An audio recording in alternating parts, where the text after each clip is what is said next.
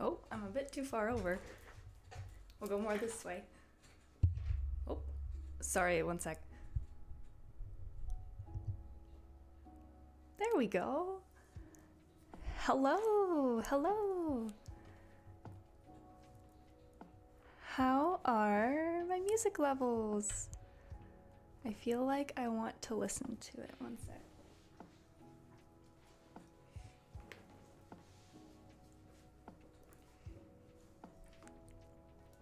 All right. Awesome. Hello. Oh. Hello, how's it going, everyone? Oh, I'm just checking one more thing.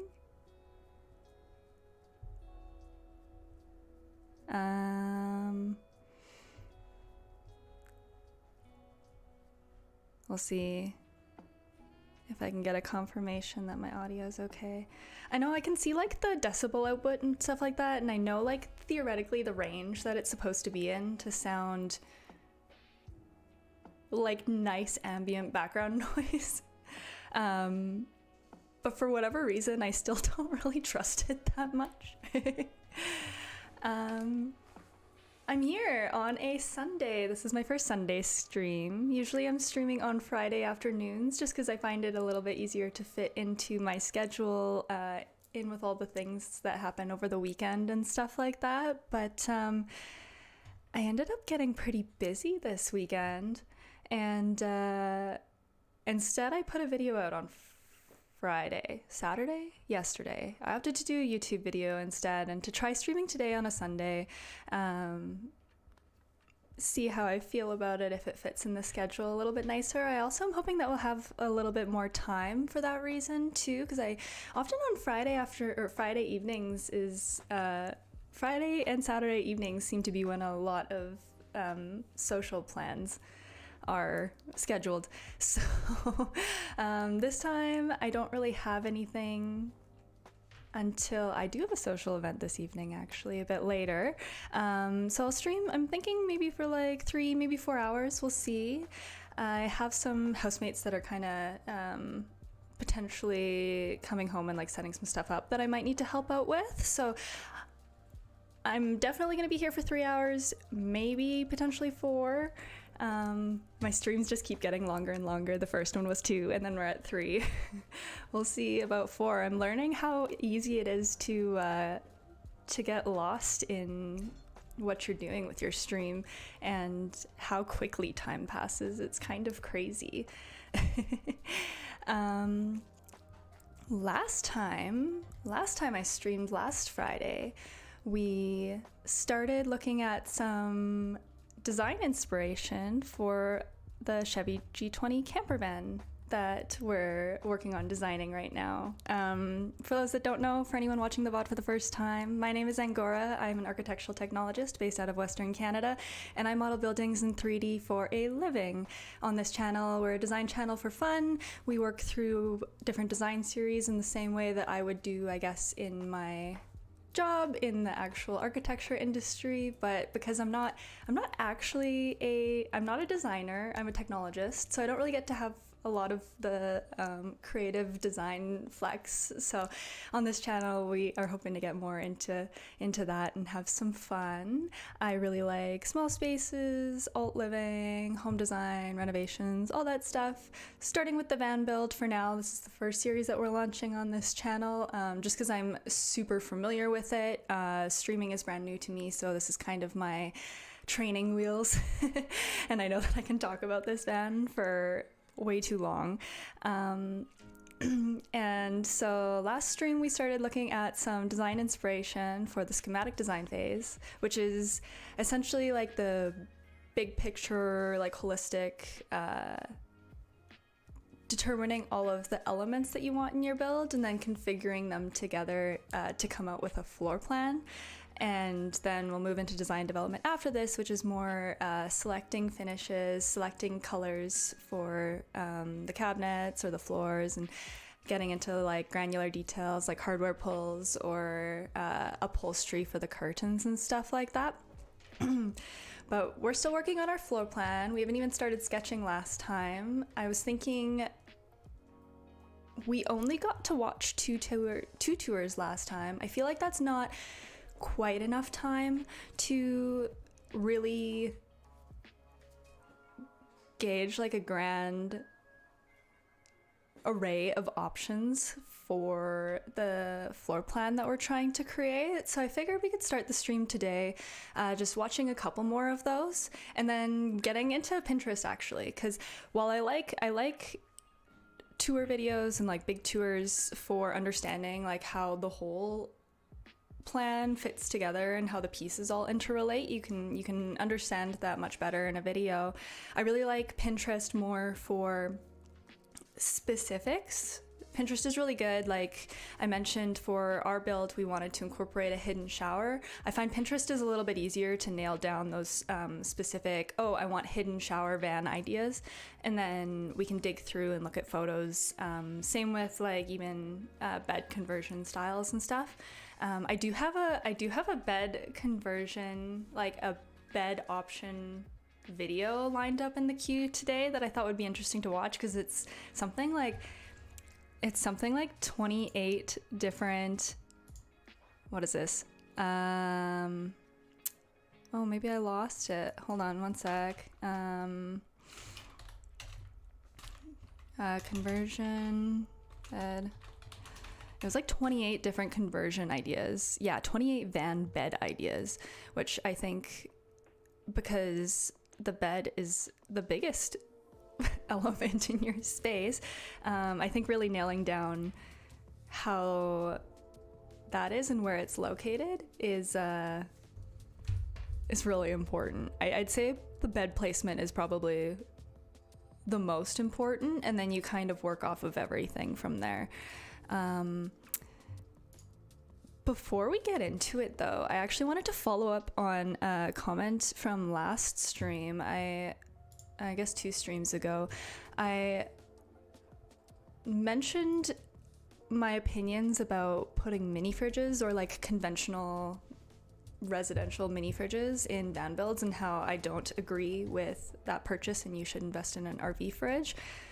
I'm still more partial to that opinion, but I found this article that breaks down how you can properly incorporate a mini fridge or like a regular fridge into your van build, and I thought I wanted to just review it live quick before I dive into everything else today, because I feel like I need to correct myself. I think I came across as hard stop, no residential fridges. My stance, I guess, has shifted more to I prefer RV fridges over residential fridges, but you can make it work. There's just some things you have to consider before getting into that. So here, let's go over this really quick. And I'll read this article out loud, but this paragraph specifically: can you put a regular or residential fridge in an RV? Yes, you can put a regular fridge or mini fridge in your RV. Both a regular fridge and a mini fridge are viable means of keeping things chilled on an RV, but there are several factors you should consider before committing to a regular fridge or a mini fridge. And I just wanted to highlight this quick before we got going today. So, camping and RV life are both better with cold beverages and meals made on a campfire. Sure, you could use a cooler, but continuously replacing ice is a pain and it could get messy. Get a fridge. So you can put a regular fridge or a mini fridge in an RV, but both require a little more work than simply plugging them into the outlet. Since you're not grounded with access to the electrical grid, you'll have to plan your fridge unit wisely and accordingly to your RV's layout and available power. So this is a big one, the power draw. If you're planning to camp more on shore power sites, then it's a lot more feasible. Obviously the space requirement, I think this is universal for any fridge or any kind of equipment that you put. You should always be pulling the dimensions of the elements that you're hoping to spec in advance. We'll do that more when we get to the design development phase, and start looking up like how to pull like spec sheets and account for dimensions and stuff like that. But here's the big one. Power. Absorption fridges offer more flexible power options, and conventional fridges the fewest. So if your primary concern is power convenience, a conventional fridge may not be the best choice. I did mention that in my last video. That said, if you're willing to run a generator, buy an inverter and extra batteries, or even install a solar energy system, you should have no problem keeping a conventional fridge running correctly. And conventional fridges are a good option for cost. There was one note about insulation here too.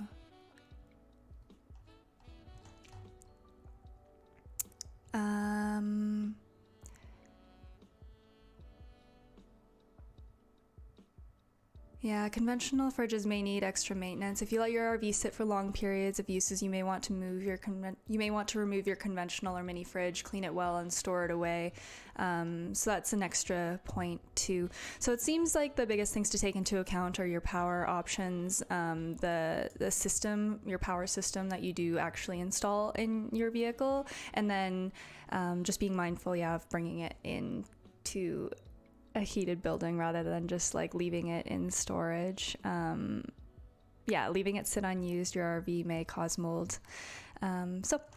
Just wanted to correct myself on that.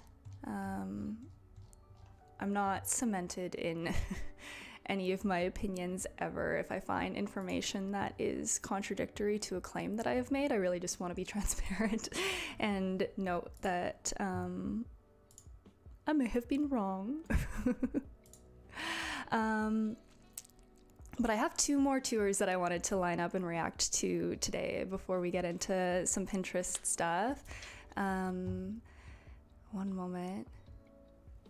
Yeah, okay, so I have 2, and I'm just going to explain my reasoning for picking these 2. These 2 tours that I have lined up have different bed orientation options. If you recall, last time on stream we learned through another tour actually, and I confirmed through my lived experience, that the Chevy G20 Campervan model is too skinny or too thin, I guess, to fit a bed widthwise across the back. So now that means moving forward we have to search for inspiration and existing options that offer different solutions. So both of these tours that I have lined up have different bed options. I'm gonna note too that the second tour that we'll watch actually is the van bed design that we have we basically ripped from, because I just thought it was so genius and it made a lot of sense, and it seemed like a good compromise for what we needed with our space. And then the first one that we'll watch is actually another Chevy Campervan. This one I also drew a lot of inspiration from, but it is another Chevy G20. It's a lot easier when you're looking at tours to gravitate more towards the model of van that you already have, because then you'll have similar sizing and the like. So I guess we'll just dive into it. We'll start here. I'm going to turn my music levels down, I think. We'll turn them down. We'll start here today with this van life full-time classic Chevy Campervan conversion. We'll jump into this exploring alternatives van tour, and the second one is actually, I believe, a Sprinter, I think. And I'm gonna be transparent, I generally avoid Sprinter tours, even in my own traversing for personal interest, not even related to our own van design, just because I find Sprinters to be, like, after a while the tours all seem to kind of bleed into one another and seem very similar. But this one has, a really, really cool bed design. Hello. And I think I need to turn this down here. This is super loud.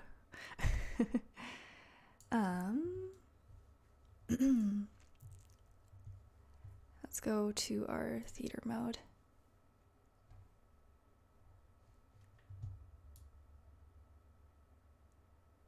Perfect. So yeah, oh yeah, and then I forgot the last one was the van bed video. So we'll watch 3 videos today, I think, first before we get going into the Pinterest and then the sketching and stuff. So let's send it. Hello, this is Patrick with New Jersey's Outdoor Adventures YouTube channel here in South Carolina in Huntington State Park. And I bumped into Meredith, Sam, and David, and they're gonna give us a tour of their really cool camper van. Tell us a little bit about their story and give us a tour inside and out. Welcome to New Jersey Outdoor Adventures. Yeah, thank you so much. I love the color of this van. So this is our 1977 Chevy Campervan. It's a G20 Campervan, and it was manufactured originally. So we didn't do the actual conversion, but we did a lot of the restoration work over the past 2 years. So we acquired this thing about 2 years ago. We bought it in Grand Falls, Newfoundland and Labrador. We live a bit further north than that in Goose Bay, Labrador. And since we acquired it, the bones of the actual vehicle are really good. So the engine worked great. There's a little bit of rust, but nothing that we were too concerned with, considering the vehicle's over 40 years old. But most of the work that we had to do was actually on the inside. This thing had original shag carpets, which were brown. It's so similar to ours, except I love the orange too.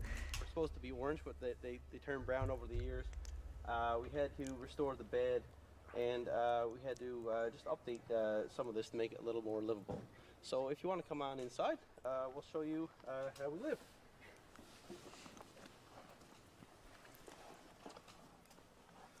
So this is primarily why I selected this tour, because they have a horizontal sofa bed that is right behind the driver's seat, and then I believe it pulls out.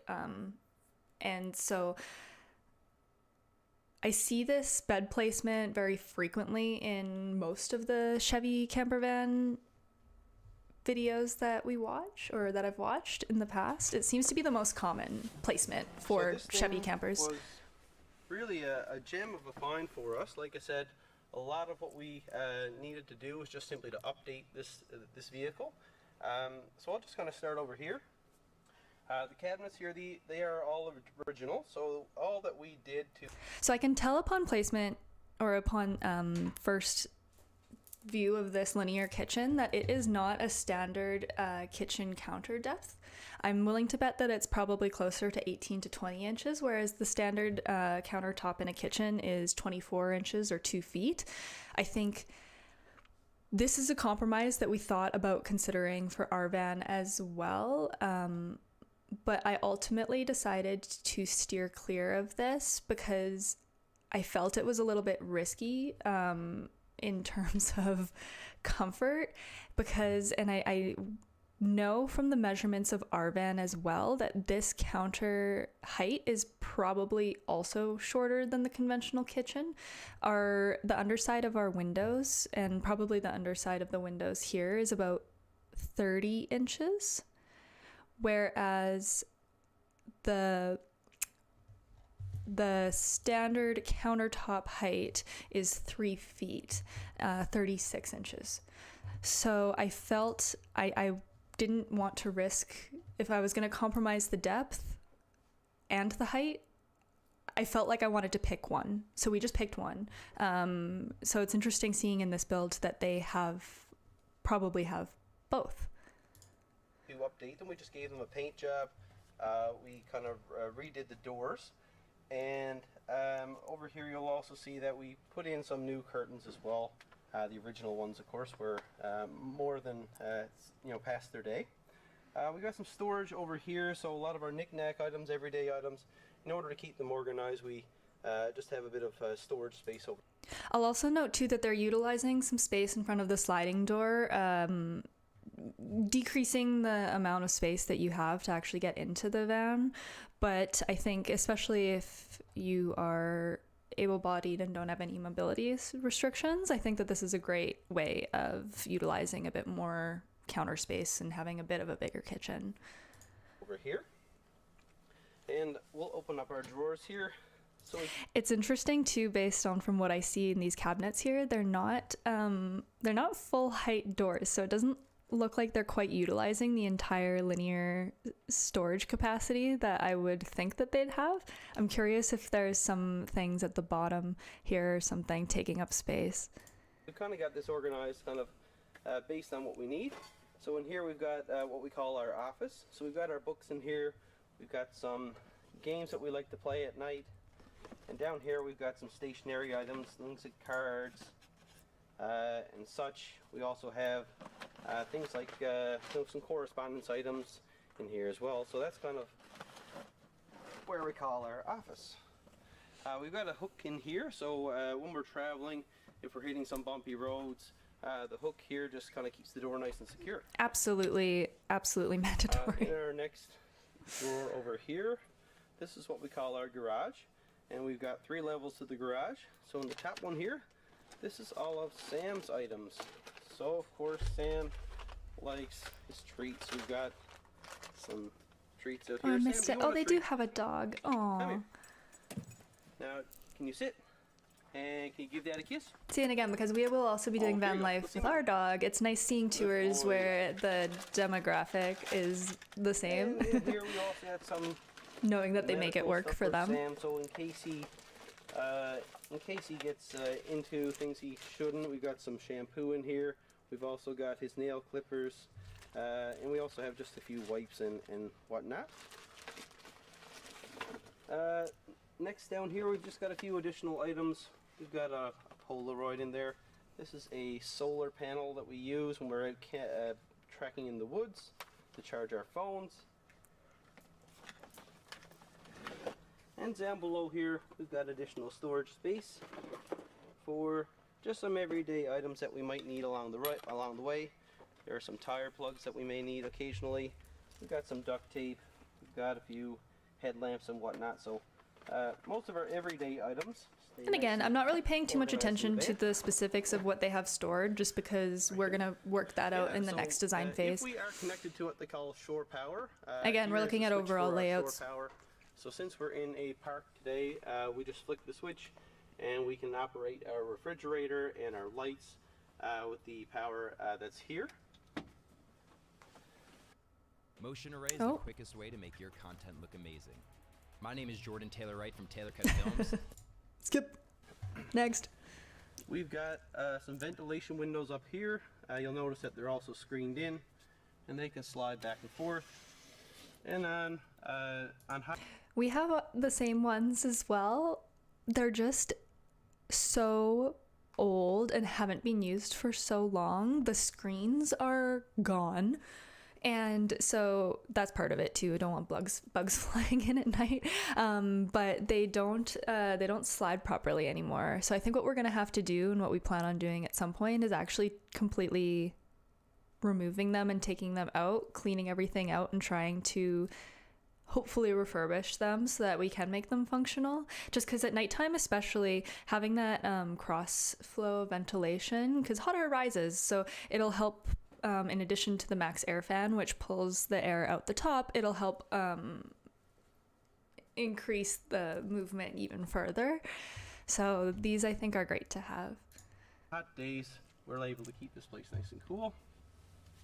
They're also kind of nice to have light without while still maintaining privacy. So we were actually married in August.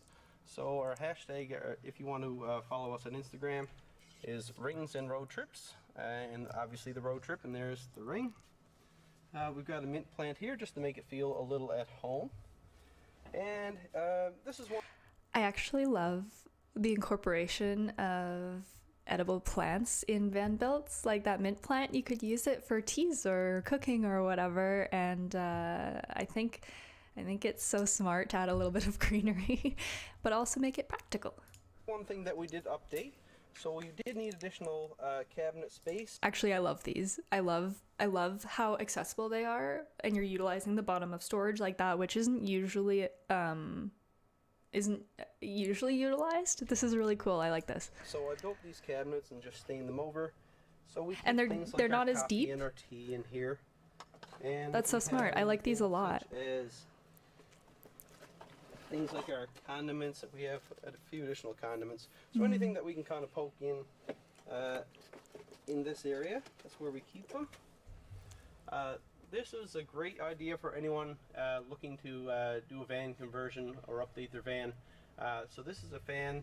It runs off of our. I actually offshore believe that's a power, I max guess air you'd call it. fan. And it works great. It keeps this place nice and Yeah, cool. you can see here, Also, it's the this same time of one the we year, have. On cool nights when there's a lot They're- of I dampness, think they're, like, it's really kind good of for getting the Regarded dampness as out the of best of vehicle. the best. So it has a couple features here. You can turn it off and on. You can also reverse the direction of the fan. So if I push this button, the fan's actually going to turn directions, and that'll actually bring the air into the vehicle rather than out. So you've got a couple options there. You can also adjust the speeds here. We can slow it down or speed it up. And also we can automatically set this thing to operate if it gets warm enough. And of course we can close this up. So if we just kind of want a ceiling fan, we can just close this and it just operates like a normal ceiling fan. The one regret that I do have about ours, because we have the same one as this where the controls are directly on the underside, you can get a model of Max Air Fan where it's remote operated, and so you don't have to actually stand up and touch it on the ceiling, and that's really nice, especially in the mornings, like where like in the evening maybe it was cold and so you didn't need the fan open or the fan going, but then in the daytime as the sun rises, the temperatures warm up. It's more, I guess, just a luxury to be able to stay in bed and just like tap the remote. Along here we've got our kitchen area. So we've got a brand new backsplash here just to kind of update the place.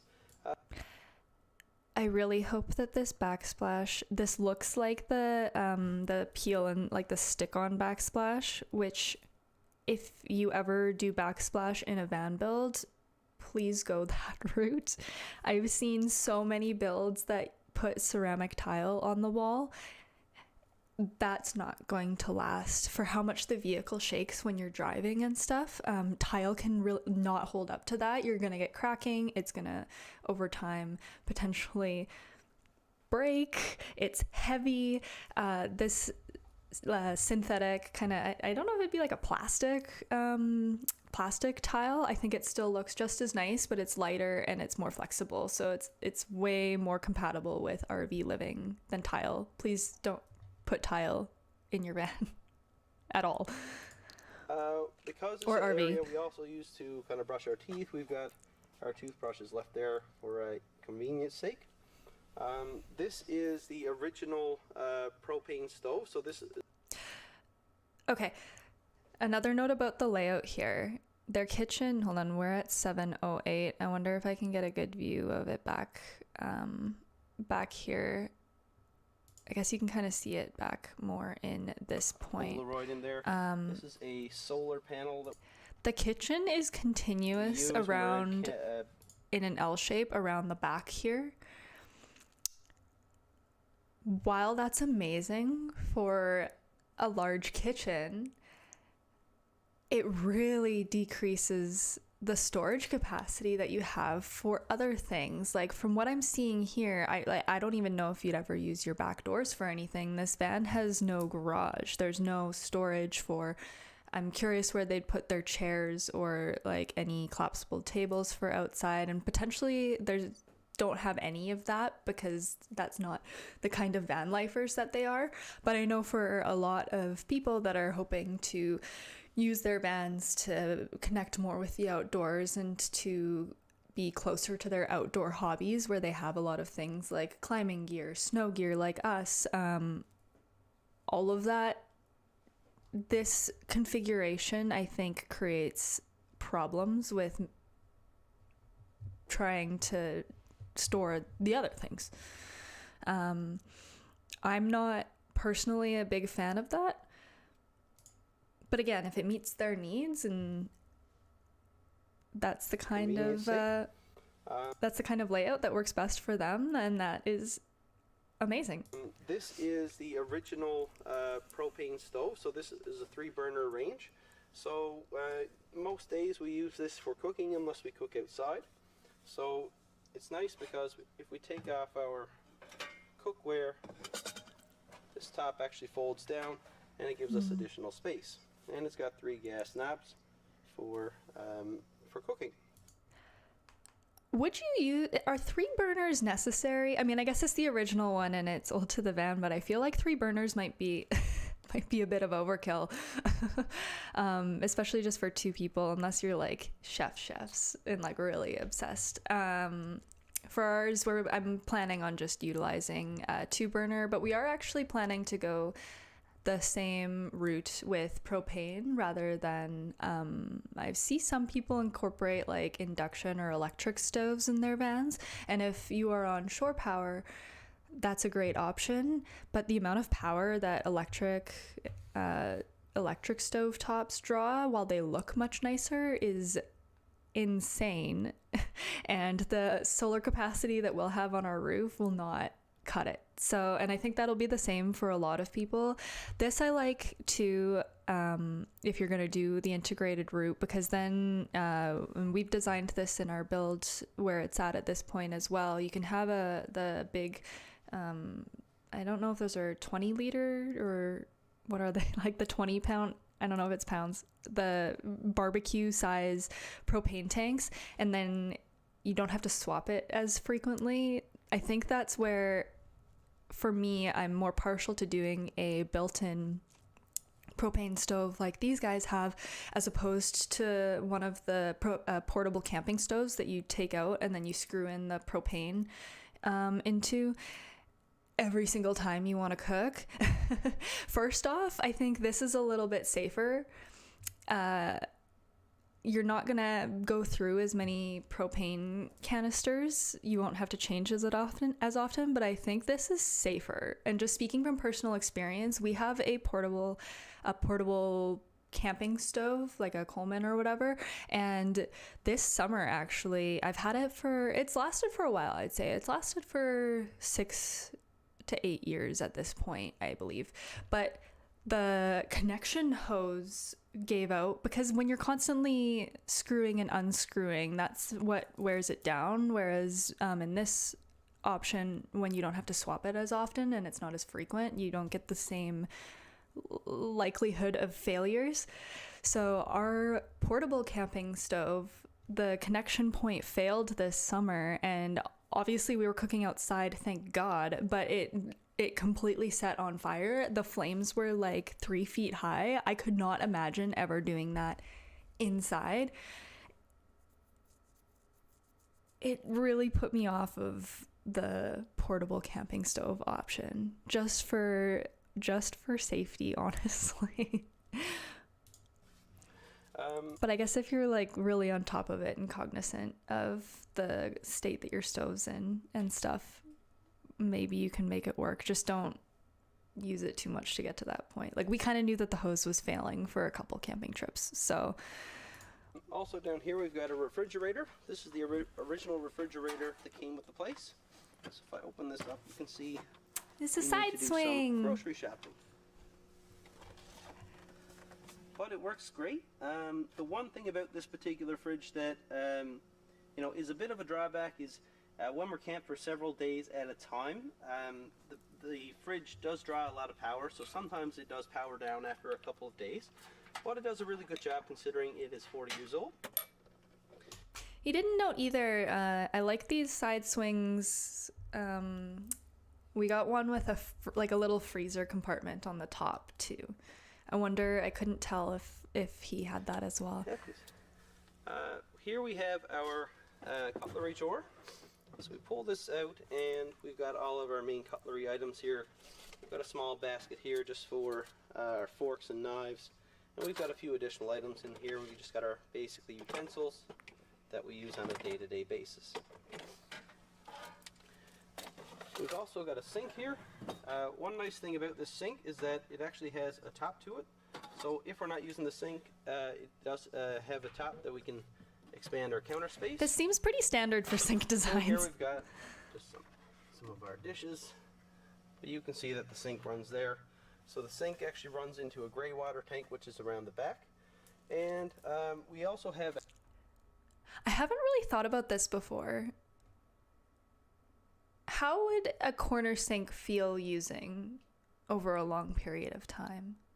Do you think it would get...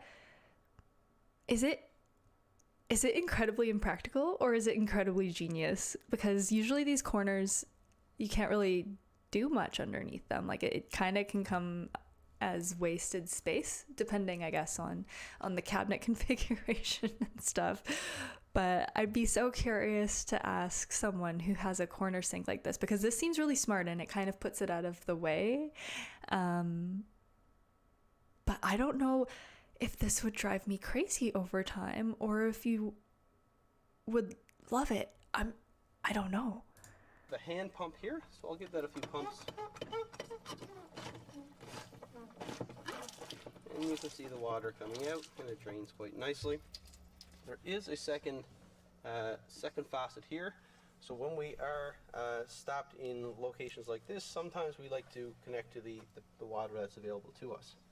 Own winter. Oh, that's kind of cool. So you capability and safety. Only at your Subaru dealer. Oh my gosh. Please. Skip. So that's kind of cool then. So you could have both options and it's compatible with either. Neat. Here in the back, this is kind of additional space. So you see lots of our cabinet space here.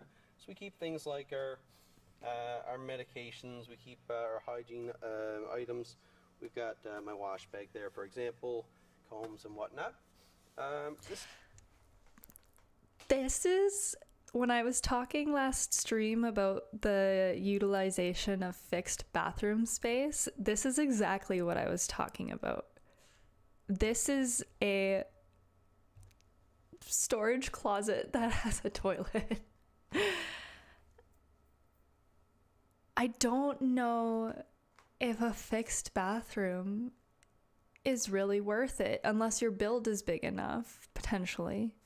But I've seen this time and time again where the fixed bathroom just becomes a storage closet.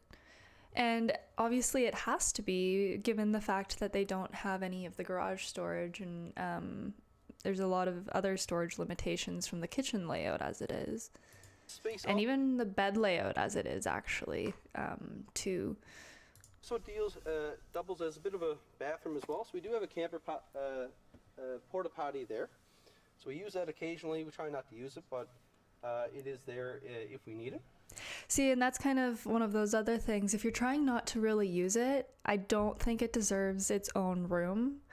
I assume that the van build came this way, so this is how they've left it, and that's cool. But that's why for a new build, I have opted not to do this, because I foresee the exact same scenario. Also in the back here, I can show you, we've got 3 solar panels actually. So on days when we are stopped for several days at a time, instead of having to run the engine to generate power, we can just set those things up, and it kind of extends our stay if we're parked for a few days. When we stop for the night, we do keep our bedding here, so it's in a storage tote right there. So we take the bedding out. Again, mentioned last stream, but the downfall of these conversion beds, such as the linear sofa that they have, is that you are making your bed every time you want to convert it from a sofa back to a bed, and there's a lot of moving and making, remaking, packing this away, unpacking it. I'd be curious to know in their day-to-day life how often they just leave the bed open and exist around it, because I think it would get annoying doing this every day. Am I crazy? Of course, at the end of the night, keep our coats back here as well. And in addition, we've got additional storage here for some cleaning supplies. So it's a little bit tight back here, but it keeps a lot of the things that we just kind of need occasionally back here. And we also keep our garbage can there. And right here, so this particular lamp, this one works on the main when we're plugged into the Why does it main have a whole power. grab bar? So right now, because we're on shore power, it works just fine. If we were out in the woods camping, this light would not work. But we do have additional lighting. So these lights are LED lights, which we purchased online, and those provide great light. And they also don't draw the battery power down, which is a feature. Battery powered. Right here, we've got behind our dream catcher here. This is our thermostat right here. So it's not on right now. It's a nice warm day for us from Canada. But this thing here is our thermostat, and this connects to our propane furnace. The propane furnace is below the bed. So on nights when it gets a bit cold, we can light the furnace. It's an original. I wonder if their stove and their heater are off of the same propane tank. Furnace to the vehicle. It works really well. So our propane is on the back of the vehicle, which I can show you in a bit. But the actual furnace is underneath the bed. So if I lift this up here, you can see that the furnace is located right here. And because it's the original furnace, we actually have to light this thing. So we pull off the grate right there, and all the way in the back you can see the furnace. So the actual pilot gets lit right there, and we use that as an igniter. So once this thing is lit, it operates off of the thermostat, so we can have. I would upgrade that so quick.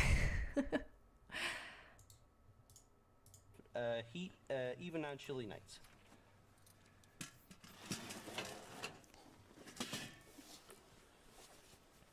Here at the Nissan Institute of and Technology, another one, we're looking at and the another cold hard ad. data on cold weather convenience. An all-wheel. Sure. So this bed, of course, doubles as additional living space during the day. Oh, this is interesting. So it's not like a. This is a deep sofa seat. It's like. It's not. It doesn't convert to a sofa like in half entirely. It's got two seams, or is it just the one seam? I wonder if this folds over. So this deeper seat too does extrude out more into the cab, but I guess because they don't really have as much in front here, that's not too much of an issue. You can see though it does impact the driver and passenger seat getting to the front and the back in the cab there. Interesting. So this is one thing that we did change. So the original bed was a fair bit smaller than this one. So we that's why. Changed this bed to make it a little bit bigger and a little more comfortable. So you can see just our pillows here. We use these at night, but they also double as throw pillows during the day.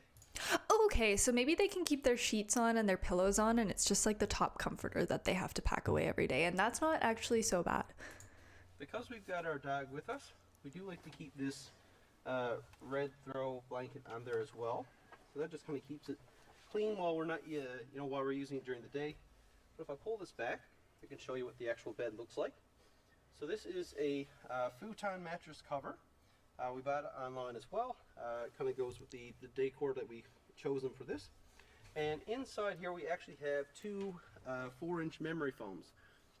One thing that we're really impressed with this bed is that it's very comfortable. So most days we don't really want to get out of bed just because it's nice to lie in. That was one of our big concerns when we converted this van was, is it going to be comfortable on a day-to-day basis?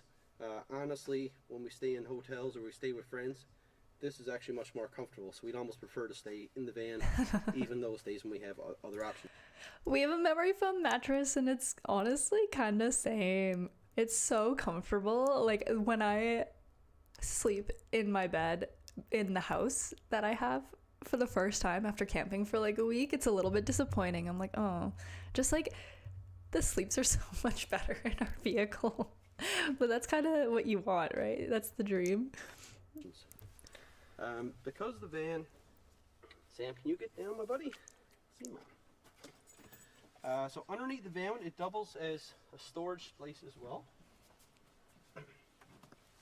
So if we lift this up, you can see that we've got a couple of doors there. So we've got lots of storage down here as well. So we keep They're so small. Like our backpacks down here. I assume this would be items that you don't really have to reach for every day, because it seems a little bit cumbersome to have to lift the mattress every time you want under here, especially with how small this door is. Oftentimes you'll see the doors are just big enough that you can just like lift the whole door and the whole mattress gets lifted with it, and you don't have to kind of do both. We also keep things like additional food, keep things like extra towels down here as well. So all those things, you know. Like, I almost wonder, couldn't you just like, couldn't you just make this whole big wood piece lift and then get to all of the storage linear underneath? They get poked away, so we don't. I wonder why they opted for that. Being over them on a regular basis, and if we need to use those things and not lift that up, we can also access them down below here. Oops. And we've got access to them from. I'm so sorry, I don't like this. I don't like having to get on my knees and crouch to access any kind of storage. It just seems so cumbersome. From there as well. So during the day, this is a lot of our living space. One thing that we can do to make extra seating though, is that this particular seat, it actually swivels around. It also swivels. Everybody swivels. So I'm so jealous of everybody that gets to swivel. Do so. So we'll open up this door, and there is a lever right down here. Oh shit! Okay, I'm having an aha moment. I never put a swivel in our vehicle because I always thought that it would get stuck on the side door and there was no clearance for it, and now I feel so dumb. You just open the door. I feel so dumb. I want to put a swivel in our van now.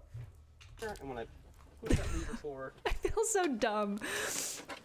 this chair swings around, and it gives us additional Makes so living much space and additional sense. seating in here. Hey interior designers, have you ever tried making a photorealistic interior design but gave up because it was way too complicated? I see a I can't believe I'm just here reeling right now about this. that goes over. Was there originally another bed up top here? Yeah, so this area up top, this railing is original to the original conversion. So what the original owners had done is they had some boards here. They were kind of, you know, the length of the van and about 3 feet long. This is the same as our van build too. This seems very common with the Chevy high top conversions. Feet long. And they were just going to stack here along these railings. And that would actually provide a second bed up top here. Because there's only... I think that'd be a really good option if you had kids that were coming on the road with you and your whole family was trying to squish in. But because it's my partner and I and our dog, I actually, not only with the head clearance issue, I was worried about that, but also the weight issue. I honestly did not trust that this width span was short enough to, like, if we put plywood, even if it was 1 inch thick plywood, I still don't trust that without any kind of additional support that it would have been enough for 2 adults at any point. 2 of us, however, we didn't need the extra bed, so we converted this space up top to where we keep our clothes. So okay, so yeah, like us, putting all the soft stuff in the top storage. Up here there was carpet up here originally. I'll take down some of these baskets to show you what's underneath.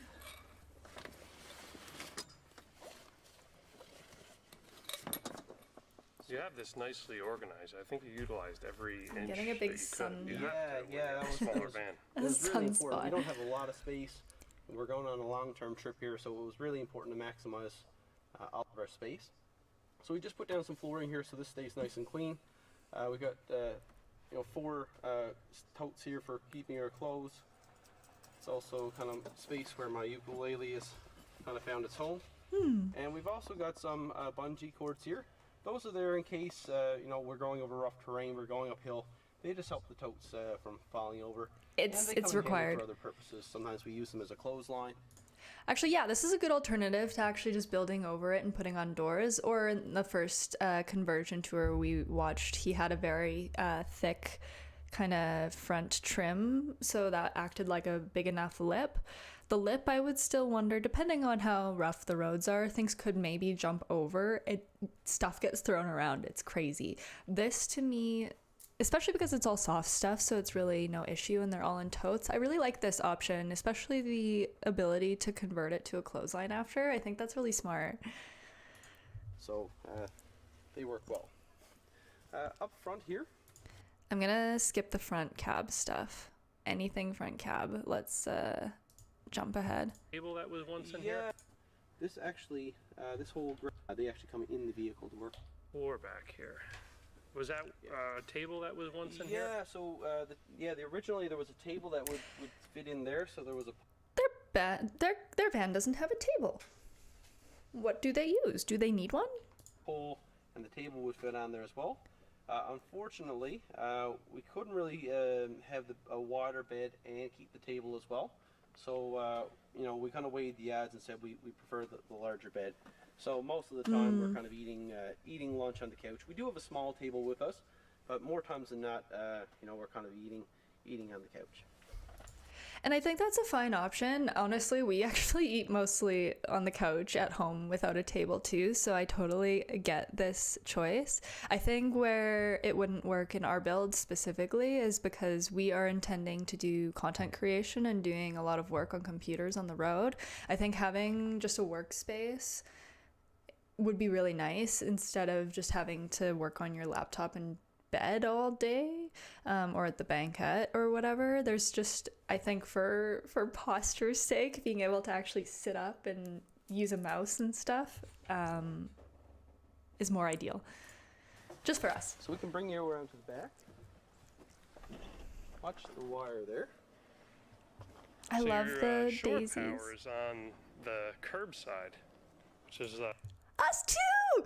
European style.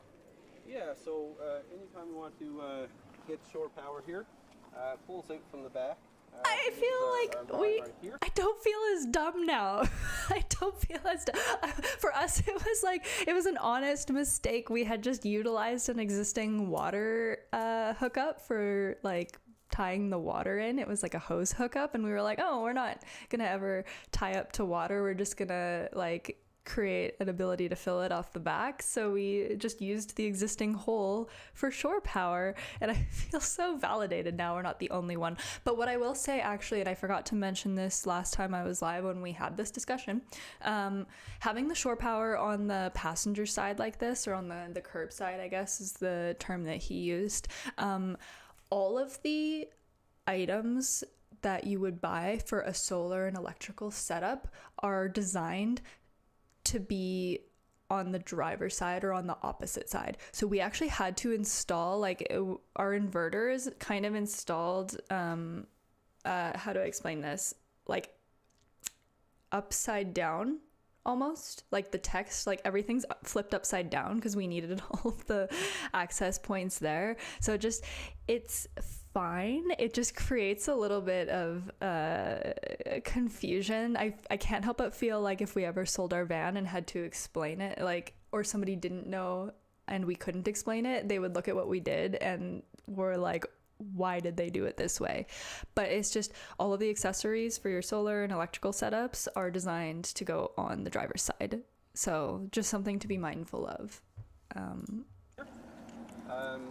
So when we're done, kind of we just kind of push the wire back in, the cable back in. Oh, it pulls out. That's kind of cool. And when we're parked, it's best, or when we're traveling, it's best to keep this closed. That just prevents any water getting in or any road dirt. Right here, this is actually how we fill up our tank. So I'll show you the tanks from the back in a second. Is that water? He means water, right? But the tank here, when we actually want water okay. to pump water. and do dishes for drinking and whatnot, we actually just fill it up from right here. So when we're done filling that up, we just put this top back on and we close that shut. If we do connect to the water that's available here at the park, we just simply unscrew this and we can connect the hose directly here. We don't normally do that. We actually haven't been using that at all, but it is an option for us.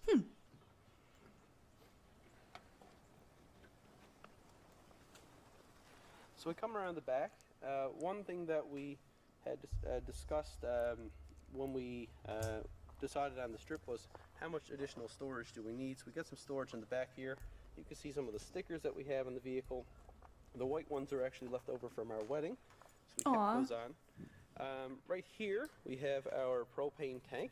So this is a 10-pound tank. It's a bit of a unique size. We had to order this one in specially, and you can see that it's got a heavy-duty bracket on the back. So we mounted this bracket to the back door, and just to keep it secured, it has a lock on there as well, and we've got an additional cable for extra security.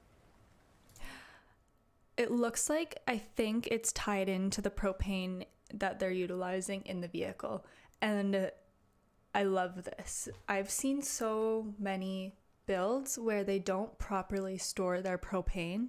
You can't just put a propane tank in a cupboard and hook it up. It's so dangerous. It needs to be in a air sealed box that is vented out of the vehicle if it is stored inside in any capacity. There's a lot of tutorials online on the best way to do this, but I'm so happy that they have theirs on the outside of the van. I'll often see too, people store it kind of like when you open the double doors at the back of the van, and then they'll just like kind of put it in a box, but not air sealed properly or not ventilated, and they'll just put it in the box and then hook it up to everything. That's so dangerous. The other thing I'd like to note too, if you're gonna do a propane system in your van, please have a third party inspecting the work that you've done, even if it's a simple propane hookup system. Don't mess around with the safety with any of this. It could be the difference between your van setting on fire or not, essentially. So right here we come to the back. We've got a back rack here. So we do have two additional storage crates that we keep. So the back rack is welded onto the I can't help but wonder if they had a more efficient layout for storage, if they would need this. Because this is a lot of storage on the back. There's a lot of, these are big bins. Welded onto the chassis there, and the receiver mounts right on. So we keep additional things in here, mostly just extra storage. We have, there's an extra propane tank in there, for example. We've got additional bags and whatnot. Okay. You'll also find our tire located on the back here. So if we do have a flat, we've got a spare tire that we can take with us. We also had to move our license plate out onto this rack as well, because when we're traveling, the license plate was originally on the vehicle, but you couldn't see it from the back. So we just had to move that out to the back, just so people can identify us.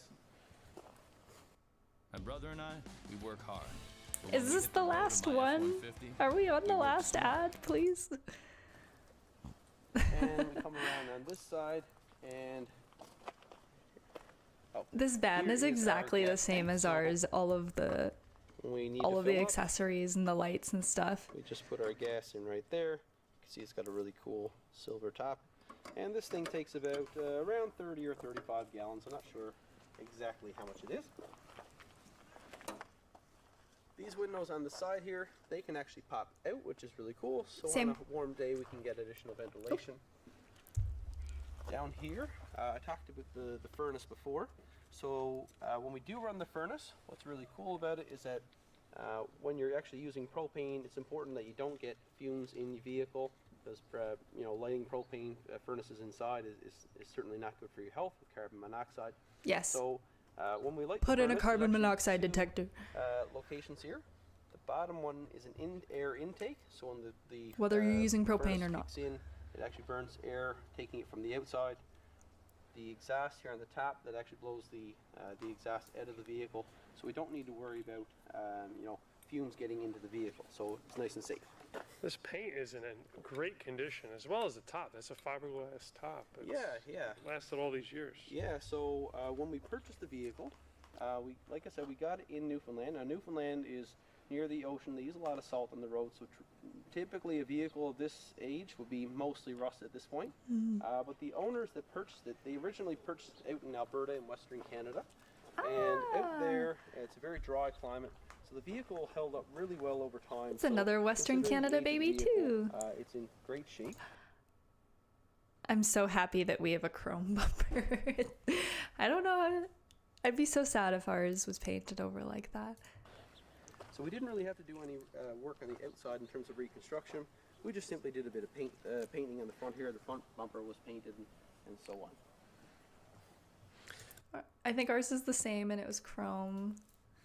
So, do you have any tips Kinda for our sad. viewers that are looking to buy something like this for the first time and enter this lifestyle? Do you have anything that you had to overcome to get to this point that maybe you could help out someone else that's looking to do the same thing? Yeah, I think with an older model such as this one, I think the important thing is realize what is fixable, realize what's going to cause you long-term structural problems. So before we purchased this vehicle, if you're curious, we paid $2,500 Canadian for it. So we got it. We thought looks like it's a good deal. Knock on wood. But we did have a mechanic look at the vehicle. He looked at the engine. He looked at the structure. And while the interior of the vehicle needed a lot of work, there was some water damage. Obviously, cosmetically, it needed a lot of updating. Those were things we felt comfortable doing. However, if we had a lot of mechanical issues, if there was rust, that we just simply... This is actually a good point with builds as well, too. And this is building on advice I've mentioned previously. If it ain't broke, don't fix it. Not only is it fine to utilize someone else's existing layout that you find in your research, it's also fine. It's fine to keep your van's original layout that you bought it with. If you find that it works for you and you can make it work for you, you can just do some cosmetic upgrades if that's what you feel like and keep the rest. And that's so much cheaper, so much faster. Oftentimes there's hookups to like the fridge and the furnace like they have and stuff already, so you don't have to mess with any of that. You know that it's already done at a professional level and it's fine. I kind of want to advocate for normalizing existing van layouts and just upgrading the finishes and the aesthetics of them. Unless you absolutely don't think it'll work for what your needs are anyways. But existing layouts that are already there are perfectly fine. They couldn't fix, then this thing wouldn't have been a good buy. So I think when you're purchasing older models... And that's it too, being mindful of what you're comfortable actually doing work on. I'm very fortunate that my partner is confident with the electrical systems and stuff because I'm not. So that's something I don't know if I would have felt comfortable tackling on my own without help. Make sure that the bones are good, so to speak. And good bones. As long as you don't have any of those major issues that you can't fix, I think... What could you do with a metal 3D printer? I thought the last one was the last ad. There's so many of them. Things like the cosmetics, things like the appearance, putting some paint on things, putting some extra sealant around the windows. Those are things that you can do. I love this advice. Expensive, and if you do have issues down the road, they're fixable. And that would be my main suggestion there, is just make sure that the engine runs well, that you don't have any rust, and that your vehicle's not going to break down on you when you're out on your adventure. That is fantastic advice, and I think that advice is like it totally makes sense, the layout that they have. I think that the layout that they have is great. I just recognize for my needs that for the van that we're designing on stream and stuff, it won't work for what we're doing. But I think that this layout is super great. If Like, the kitchen size is awesome. Being able to have an L-shaped kitchen like that, and the sofa bed up front is actually really nice. It would be really nice to have a sofa bed like that for our dog, for example, because he likes to be up front with us when we're driving. He doesn't feel comfortable being by himself at the back on the bed.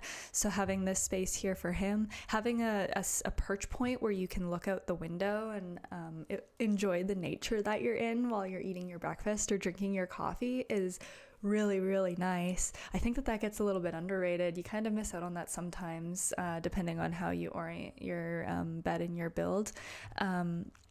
No, I think that this is great, and I think that this is a really good example of a well utilized existing layout that they've upgraded here and there to meet the needs that they've realized they have over time, but definitely, as he stated, prioritizing the mechanics and the foundational aspects of the vehicle to make sure that it actually drives and you can get to where you go. Things like that. Like, it's perfect advice. And what would you describe your commitment to the lifestyle? Are you a weekend warrior, a couple weeks at a time, or are you guys actually full-time right now? Yeah, so we actually got married in August, and we are taking a year off from our jobs. So we're both teachers. We both normally go back to work in September. This September, however, we actually started to travel. So we did our home province of Newfoundland and Labrador in September, visited some family and friends. In October, we were in Atlantic, Canada, and since the start of November, we've actually been traveling through the United States. And we're going to be in the United States, living in this thing full-time until about the end of April.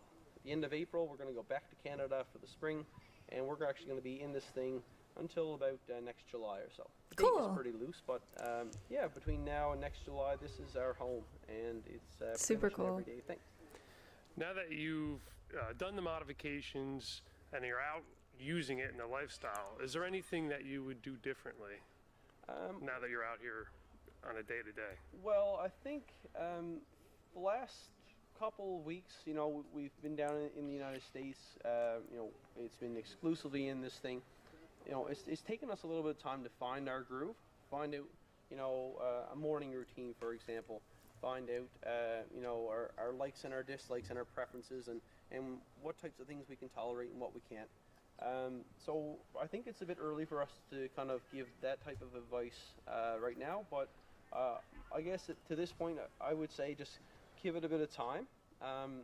You know, things aren't going to be perfect right from the get-go, but you know, I think as you kind of get into the lifestyle, you kind of learn some of the tricks of the trade. I'm sure we've got a lot more learning to go, but even since we began this back in, I guess, in September, we've come a long ways in just you know, adapting our lifestyle, and you know, even for something as simple as learning to find sources of water, or finding great campsites, or finding places to shower. All those things you kind of learn over time. So actually, that's a note too. Their van doesn't have any shower incorporated, even though it has a standalone bathroom at the back, which is usually why I see you'd utilize a standalone bathroom space, is to have the toilet and the shower combo in one area. So that makes me not a fan of their standalone bathroom even less. But it was existing to the build, so I understand why they kept it and why it's there.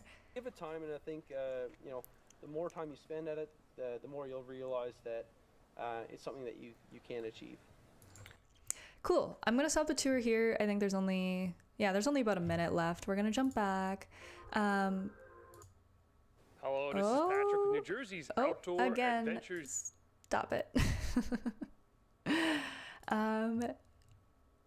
I really liked that. I really liked that build, though. It was a different configuration of bed and kitchen that we haven't quite seen yet. Oftentimes, it seems, well, I guess in the Westphalias, the kitchen is behind the driver's seat, and then the bed is against kind of linear along the back. So it's refreshing to see different layouts. That was actually why I picked this conversion, because I could see just preemptively clicking through really quickly that it was different, so I was interested to keep going. But yeah, like, it's totally fine to utilize an existing layout. In many ways, sometimes I wish that that's what we did, because it's easier, it's quicker, it's more cost effective, and then you have more money if you can, or like if your budget allows, to upgrade certain other creature comforts. Like I think I would have upgraded that furnace system personally, just to have it a little bit more accessible, especially because we'll be winter camping, so using heat in our van is something that we will be doing all the time.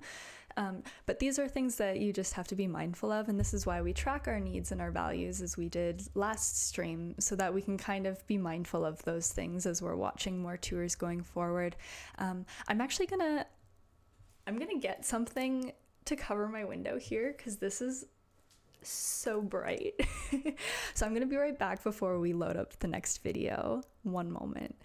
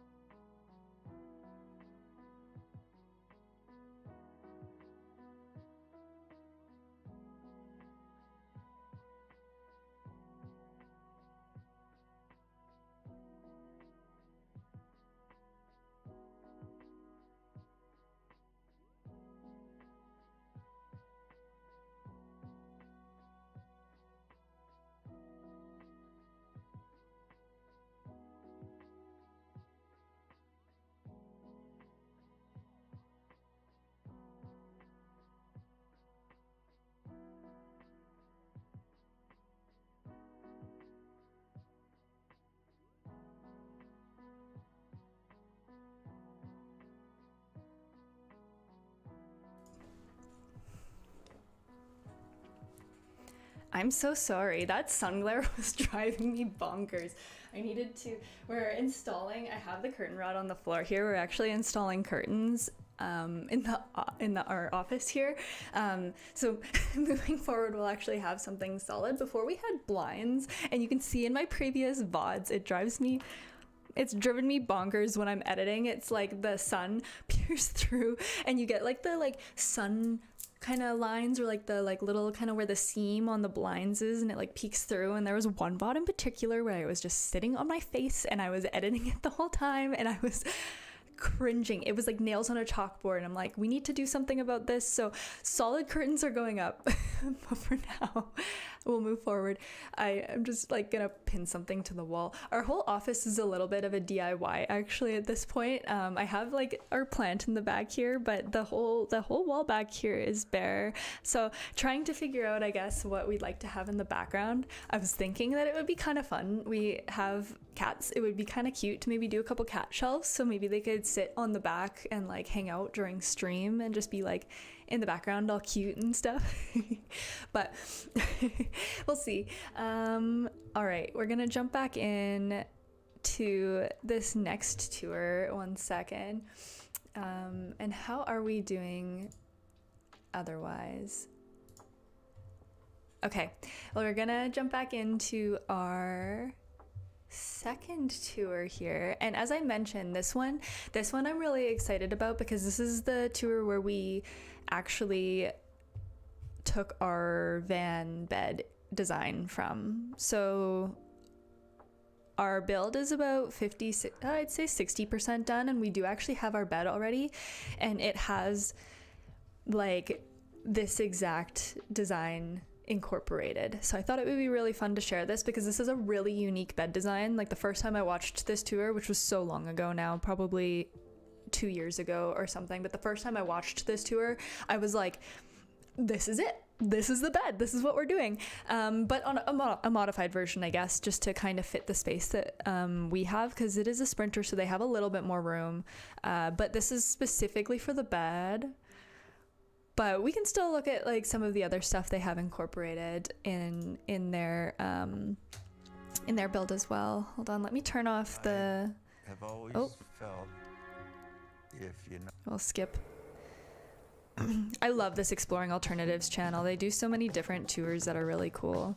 And you can't even like see from how the bed is. Oh, we'll get into it. I'm stoked. In this video, we're going to give you a full tour of our self-built camper van. It has a multifunctional bed platform that can turn into a lounge space. It's so cool! Working area with a swivel table, and it has a ton of accessible storage. It's so There's also cool. a compact kitchen with simple plumbing and a 12-volt We're getting fridge, spoiler alerts a here. toilet with a privacy wall, a solar power system to power all the electronics. Let's go check it out. It's so cool. I just love like all the simple wood finishes too. I know we're not focusing on that this time, but I just think this is such a nice build. It's so pretty. Very clean.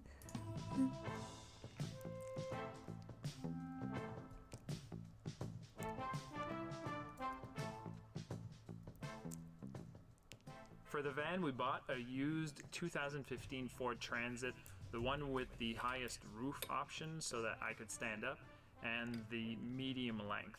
So the medium length is nice because we can park in most parking spaces. We built everything in here from... That's actually a note with van purchasing and van sizes too.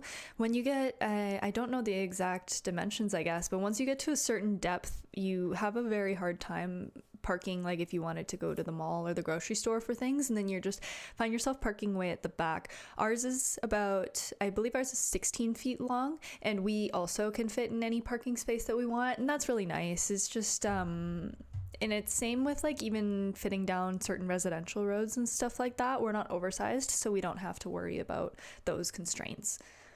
From scratch, so everything you see, all the woodwork was built by hand. It took us about 5 months to build the van, but the whole process was a lot longer, so shopping for the van. This is a construction note. We'll talk about this later too, but I love that they used 2x2s for their cabinet build. Oftentimes we'll see in the construction of builds that they're using 2x4s, and those are very heavy. We only used 2x4s in one area for our bed because it required support for like our weight, especially 2 adults and a dog. But I think 2x2s are the move.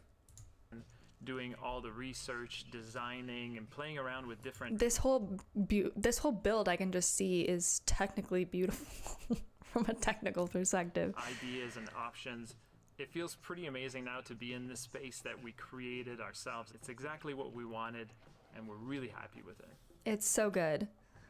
So to start, we have the kitchen here. It's pretty basic and compact, but it's very functional. There's basically It's so small.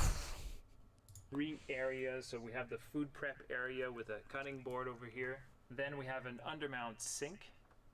And at the end here, we have a small flip-up table. And we usually just put our butane cooktop on there. So this is also a build that utilizes the space in front of the sliding doors to create a bigger kitchen. I love that. Another thing that's on the counter is our charcoal water.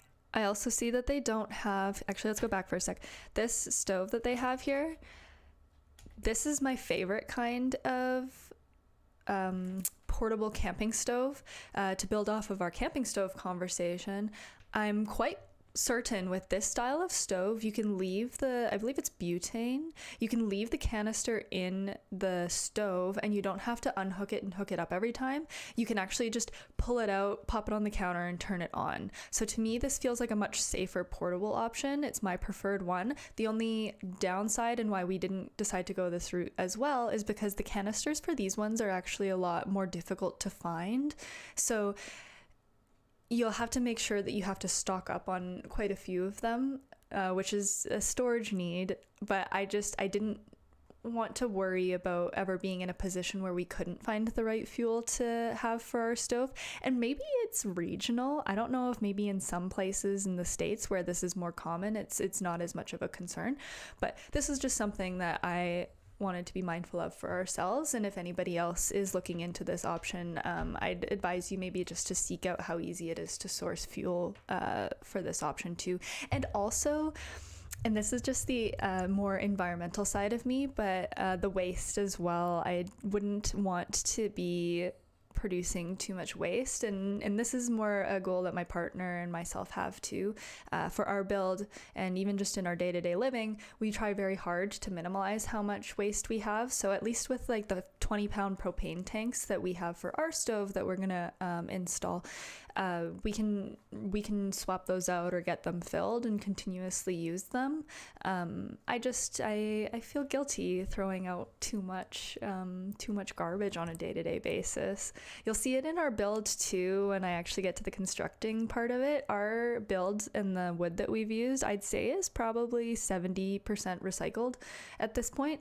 When we purchased our house back in 2021, the house that we bought, we gutted the whole basement to redo it right away when we first bought it. And the basement had so much, the floor was raised about 4 inches off the ground.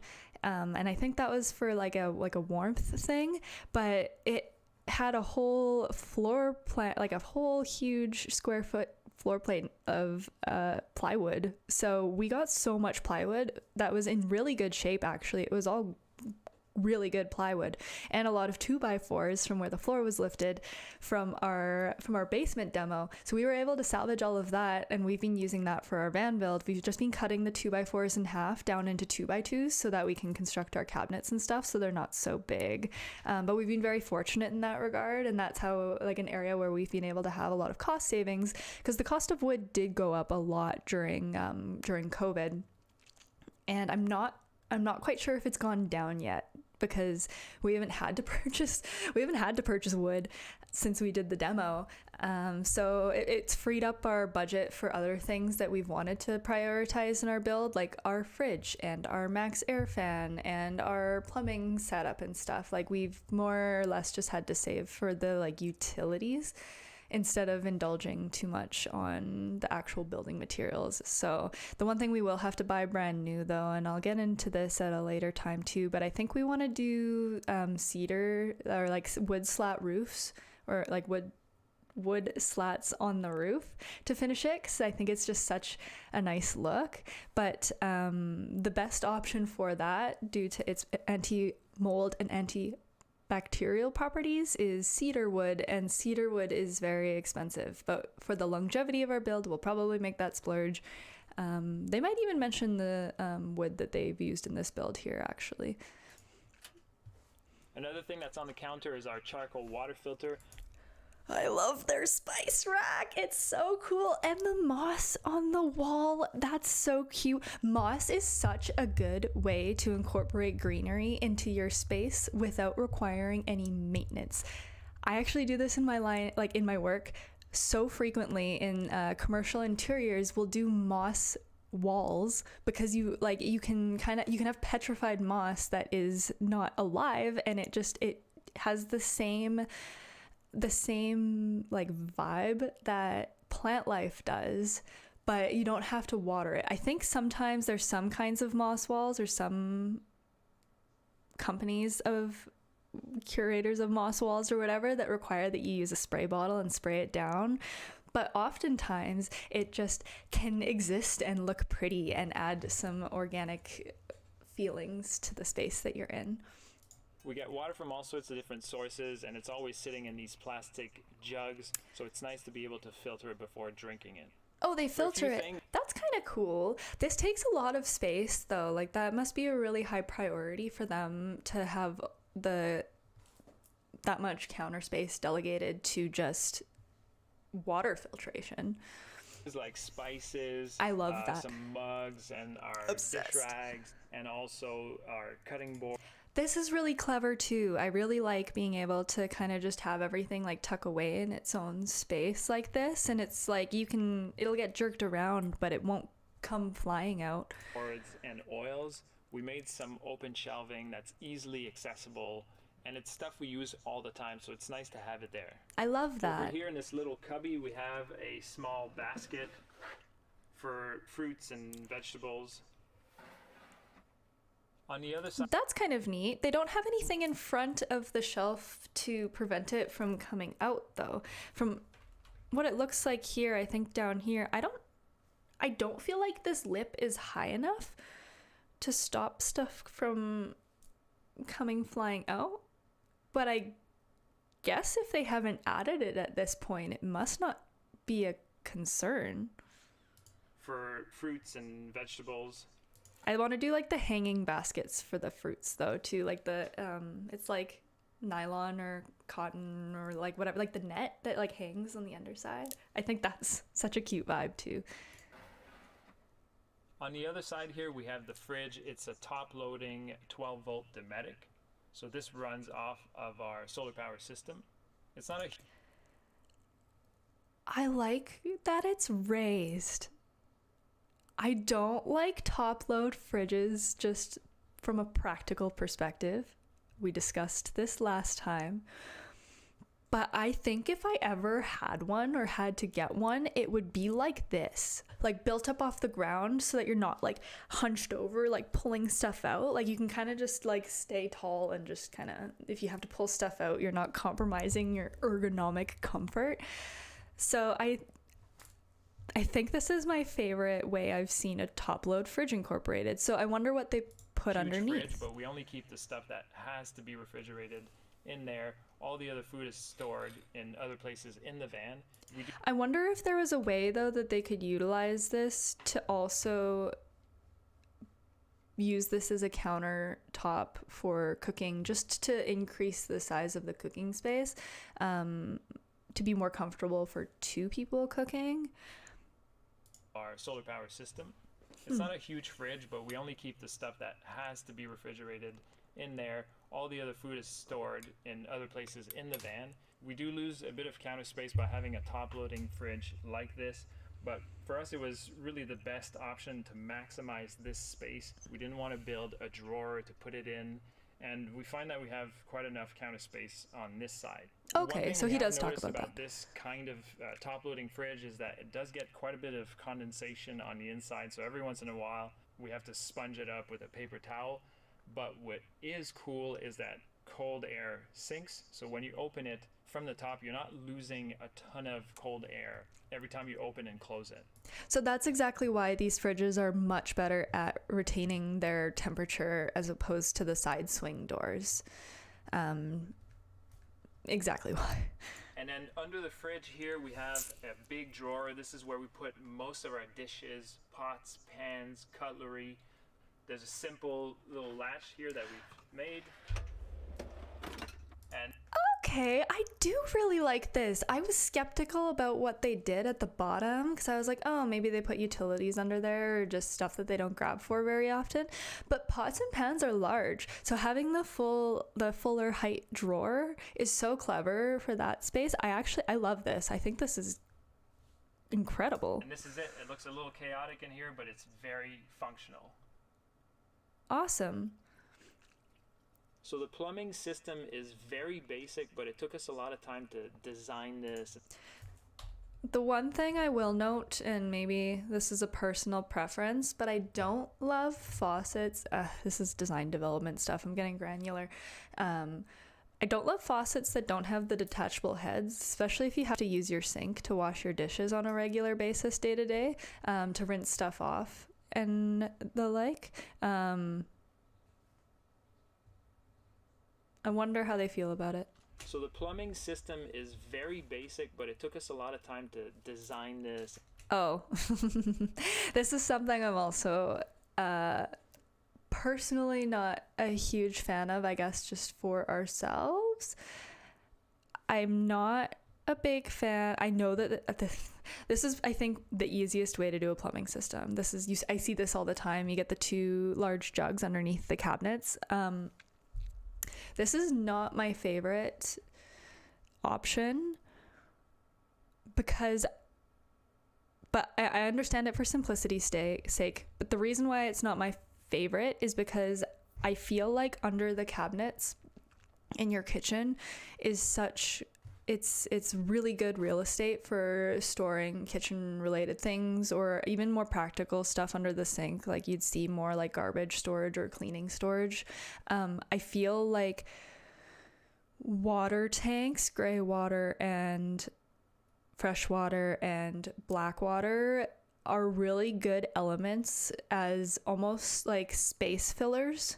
So if you have an area under the bed or just in a weird part of your van that nothing else really fits, I think it's good elements to put in those spaces. The other limitation too, my partner and I, when we were designing our van, one of our values was wanting to be off-grid for a full week without having to come into town or anywhere more urban for water fills. And so we did the math based off of our predicted water needs as well as our dog's predicted water needs, and we have come to the conclusion that in order to be comfortable off-grid for a week, we would need 25 gallons of fresh water. And so that does not fit underneath in one of these standard jugs. This is, again, subjective and based on your values and how you intend to do van life, because there is a simplicity to being able to access water this way and pull out the jug and just fill it somewhere. What we're more partial towards doing in our build and what we're hoping to incorporate is the ability to have the freshwater 25 gallon closer to the back, and when you open the double doors, having the fill for the freshwater at the back there. And so we can kind of just back up to a freshwater potable water hose and just fill it up that way instead of having to, and this is also it's a values thing, but I personally just wasn't very drawn to the idea of having to lug out these incredibly heavy jugs pretty frequently, because there's a size limitation. They're not like, they're large, but they're not big enough to not be doing it that frequently. And so I just didn't really want the hassle of having to like unratchet freshwater and gray water jugs like this and constantly be taking them in and out to fill and dump and fill and dump. And this is a values thing. This is subjective. This is hands down the simplest way to do a freshwater, gray water sink plumbing execution. But because for us, we're also going to have our sink, but we're also going to have our incorporated indoor shower, and we're going to have an outdoor shower. Because we have those elements, we've just opted to do a more standard gray water, freshwater system that you typically see in an RV, and then hose everything and connect it all accordingly. And so we will also be incorporating a water pump for the faucet as well. And what's a bit of a toss-up right now, I'm curious as to what they use, because there's the foot pumps, there's the hand pumps, which we saw in the last one. There's also electric pumps where you flick a switch and it draws power and it just pulls the water for you. The foot pumps and the hand pumps are way more efficient in terms of water conservation, but I think for a shower system, I believe we'll have to incorporate the electric one anyways, so we'll probably just tie in our kitchen sink into that system as well and just make it a little bit more efficient. But that's my thoughts on the plumbing systems. Carrying on. We wanted to make sure that we minimize the amount of times that we had to lift water in and out of the van. We have fresh water in these two 6-gallon jugs right here, and this 5-gallon bucket here is for the gray water. So there's actually a door on the other side that can be accessed. Oh, so this is okay. This is kind of smart, but this is even more storage space that has been utilized in a good area of the van for water.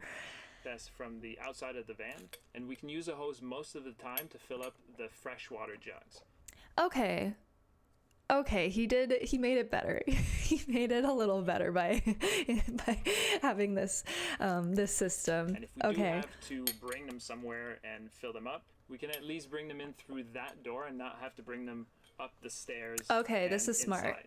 For the gray water, we actually drilled a hole through the floor of the van, and under the van there's a quick release hose. So we can plug in a hose and drain it that way. So again, we don't have to lift that bucket in and out of the van. To pump the water, we have a very simple marine foot pump. So this takes no electricity and it's really easy to install. The foot pump is awesome because we can really control the flow of water quite precisely, which is great when you have a limited water supply like this. It doesn't make any noise, and I think it's just a great option for a small camper van like this. Yeah, okay, so this is honestly sick. The difference are like my differences in preference are entirely subjective and just based on what I perceive our own, like my own needs to be for our van build. So we're going to opt to do it a little bit differently, but I think that this is the best execution of this kind of system that I've seen. I think it's incredibly practical, very functional, honestly great. Only criticism is the storage, but again, that's subjective. It's based off of our needs. We actually made a full video explaining how this whole system works. I'll put a link to that in the description of the video if you want to check it out. The only thing I would change, and we're probably going to do that next summer, is we're going to add a P-trap, and that's going to help block the smell that sometimes comes up from the gray water. This is such an easy thing to incorporate, and it's left out so often. This bed was Get ready for this bed. This bed is incredible. A very complicated piece of furniture for us. It was also the longest, like we've built this, like it's the bottom part is built, and it took us probably about a month because it's so interconnected and complex, and I'm 3D modeled this down to the 2x4 in order to do it correctly, and I don't know if it would have been feasible without doing that. To design, and it was really important for us to get it right.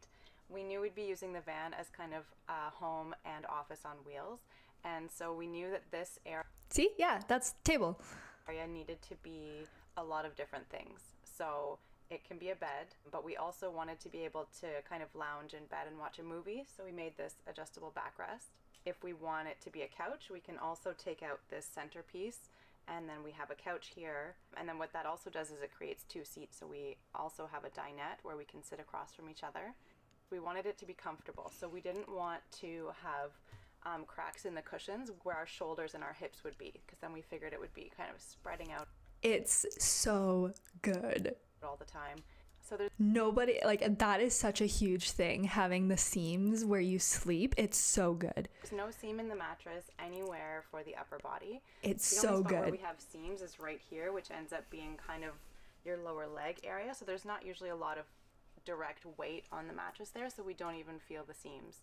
Another thing we really like is that if the bed is completely made but we want to open up the space and have access to these two seats, we can just roll the sheets up from the bottom a little bit, put the table away, and then we've got our seats here, and then there's really minimal effort to just make the bed.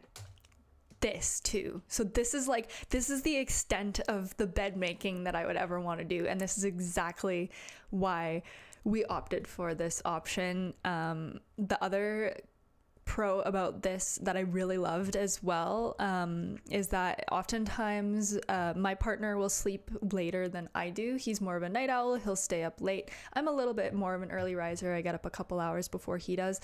Being able to still have someone sleeping with their full legs extended, but having another person on the other side, they might even talk about this, having another person on the other side being able to set up the table and actually do some work and not interrupt one another is sold. That's what sold me. It's so good. And also the backlifting too, that is something, so we've built this base part here.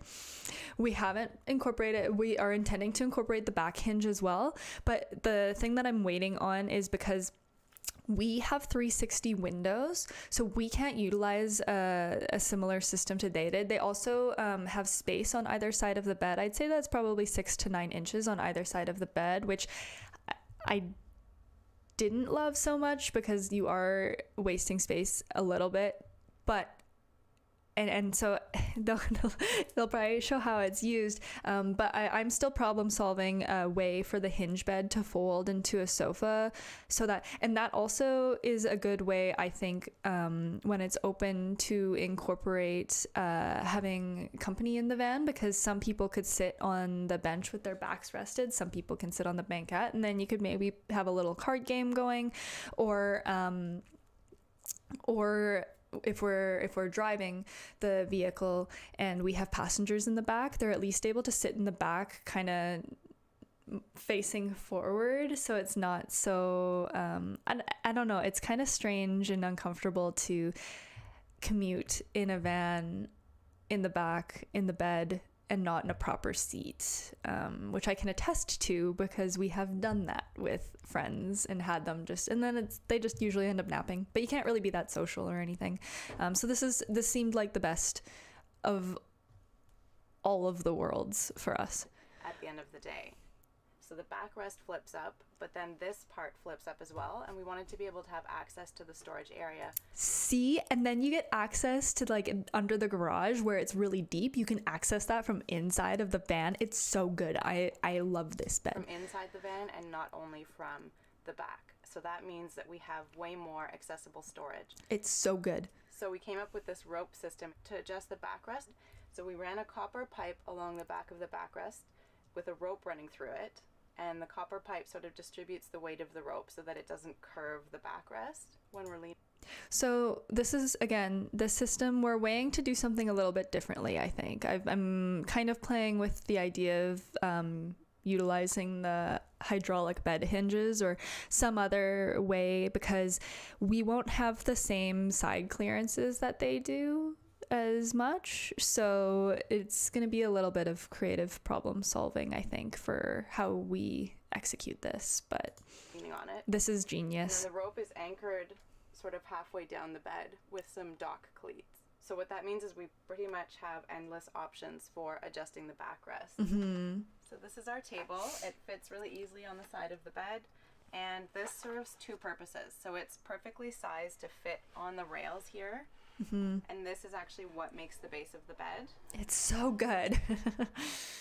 But we also added this flange at the bottom so that we can screw it onto the table leg and make it into a swivel table.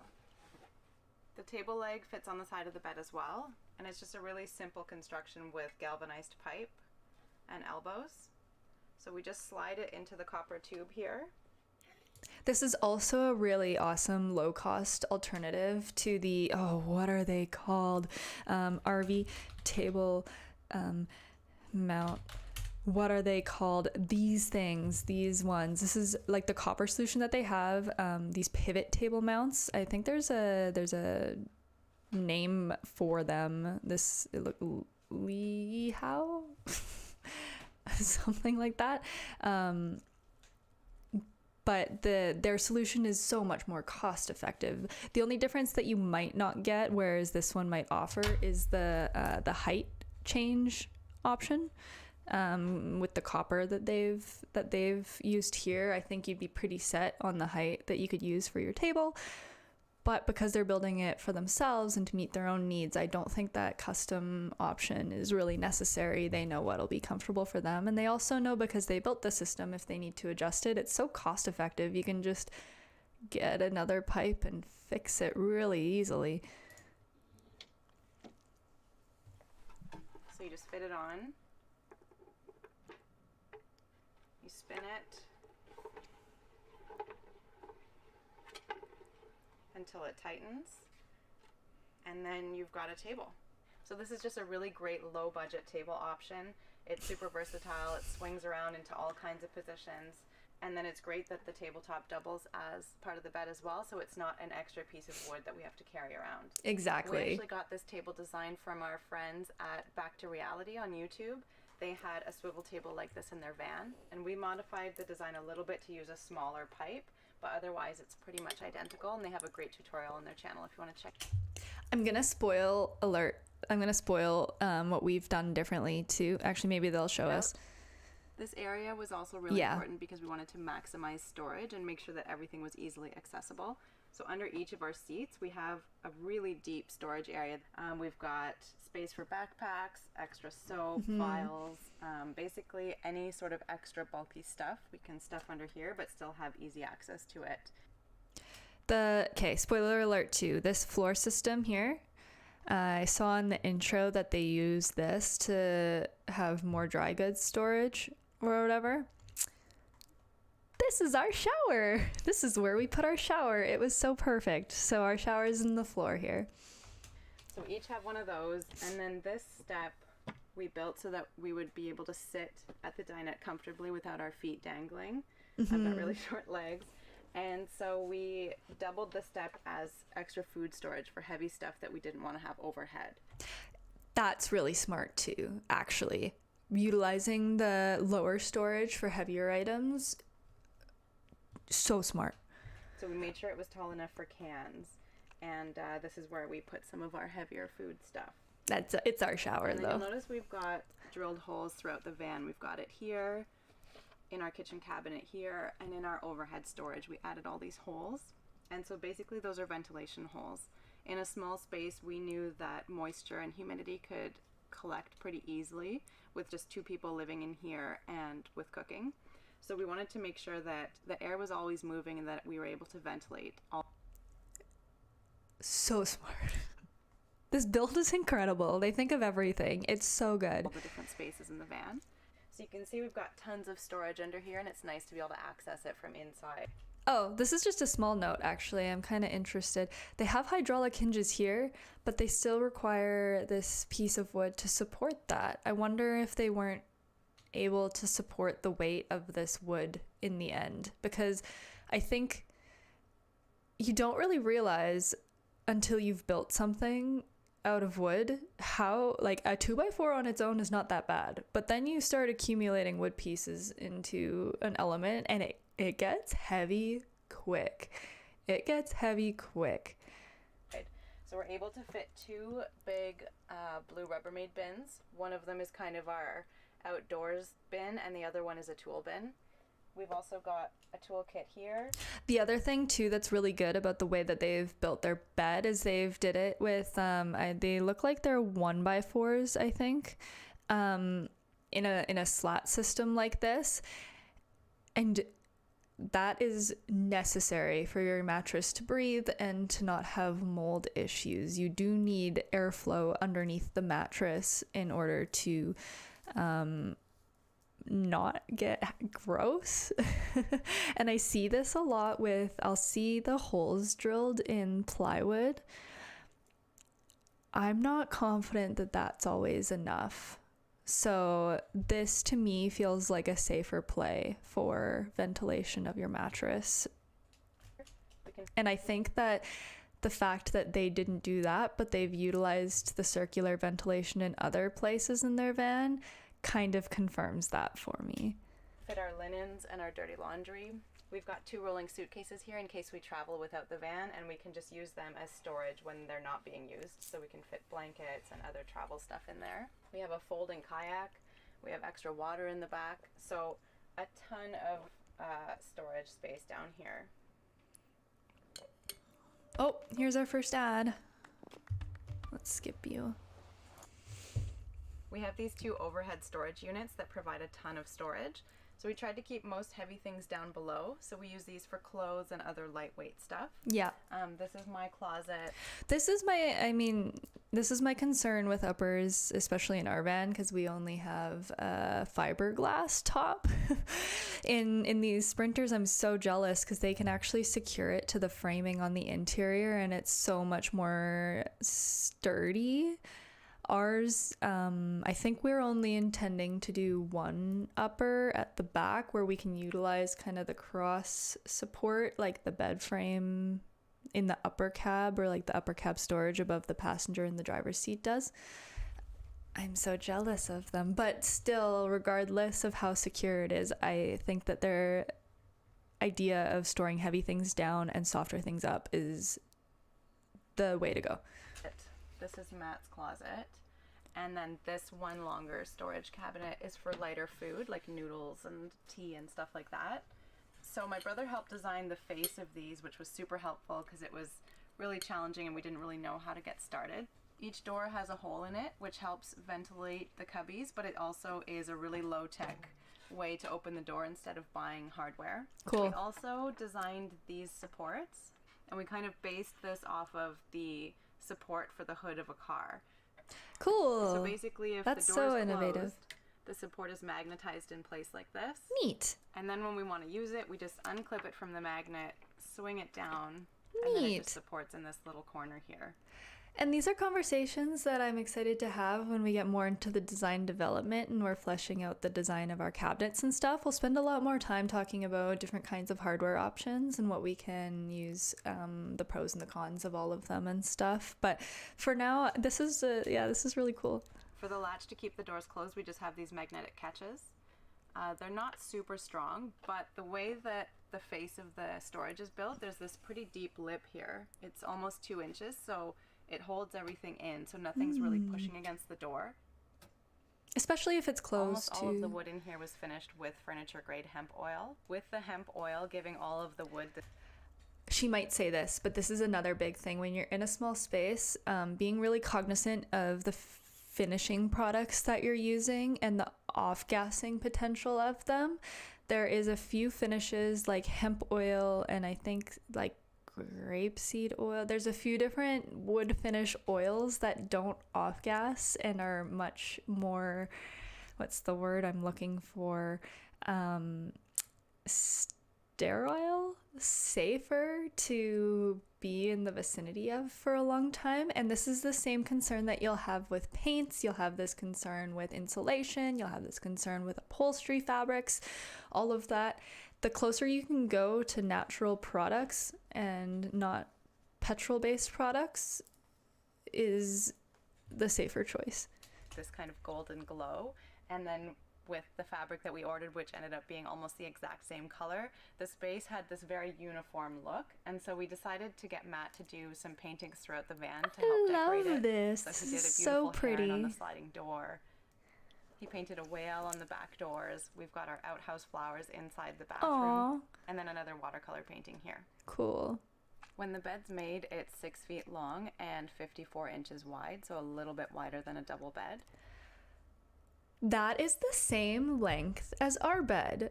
Our bed is 6 feet exactly too. But the nice thing about the bed design and where it differs, I guess, from trying to sleep lengthwise is there is a little bit of space for like your feet or your toes to hang off the bed, and you're not as like restricted if you end up in that position. So that's why even though 6 feet is still very short for a bed, that would be short for anybody over 6 feet tall, especially. My partner's 5'10", so it's cutting it close for him, but just having the ability not to, just to not squish our legs in and having the freedom to extend outwards made us more comfortable with that decision. We didn't build the bed to go to the full width of the van because we wanted to make sure there was airflow circulating around the bed. Oh. Another thing we did is I think that might be a bit overkill. I don't think they needed that much space. built the bed with slats instead of solid plywood to Oh, she's saying exactly what I said earlier. make sure that there would be ventilation so the mattress could dry out if it ever got damp. Yeah. One thing we really wanted to have with the bed was to each have a kind of night table. So we've got these built-in bookshelves. This is where we can each cool. put our water bottles, I our love books, glasses, this. stuff This is like so that. cute. And we also want The only thing to be mindful, okay, I'm gonna get technical on you guys from a insulative perspective. These regressed storage solutions that we'll see brought into the wall, from an insulation perspective, can be, I guess, a source of like a cool point, or I would maybe not thermal bridging entirely, but if you're able to insulate the walls of your van with 4-inch deep insulation, for example, and then you do a regressed cabinet like this, and you close that.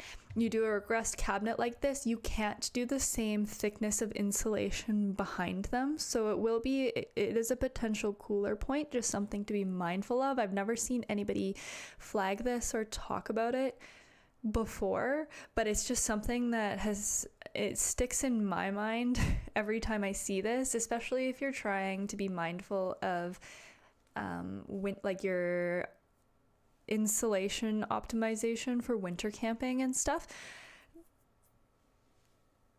Just something to think about. Really wanted to have with the bed was to each have a kind of night table. So we've got these built-in bookshelves where we can each put our water bottles, our books, glasses, stuff like that. And we also wanted reading lights. Cool. Yes, the best. We only put 2 windows in the van, and they're both sliding windows with screens, which is great. This is actually a good example too, where in a build not having, like, this is why not having 360 windows is really nice though, because then they're able to utilize more of that vertical, like the van wall, to incorporate things that, like, we won't be able to incorporate recessed bedside like shelving like that in our build because we have windows right there. Or back in the kitchen when they were showing the spice rack along the wall, we're at 1224, when they were showing the spice rack on the wall at the beginning, this part here, up here, and the one that was down below, this one down,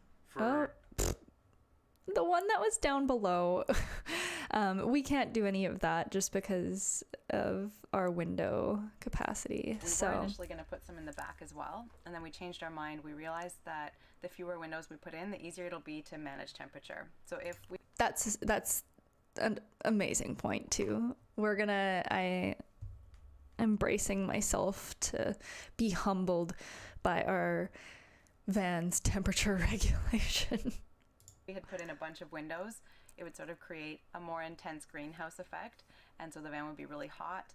And then the opposite. We're looking at, I'll get to this in design development as well. I have a design idea for insulated panels that cover our windows that also don't have thermal bridging as a concern.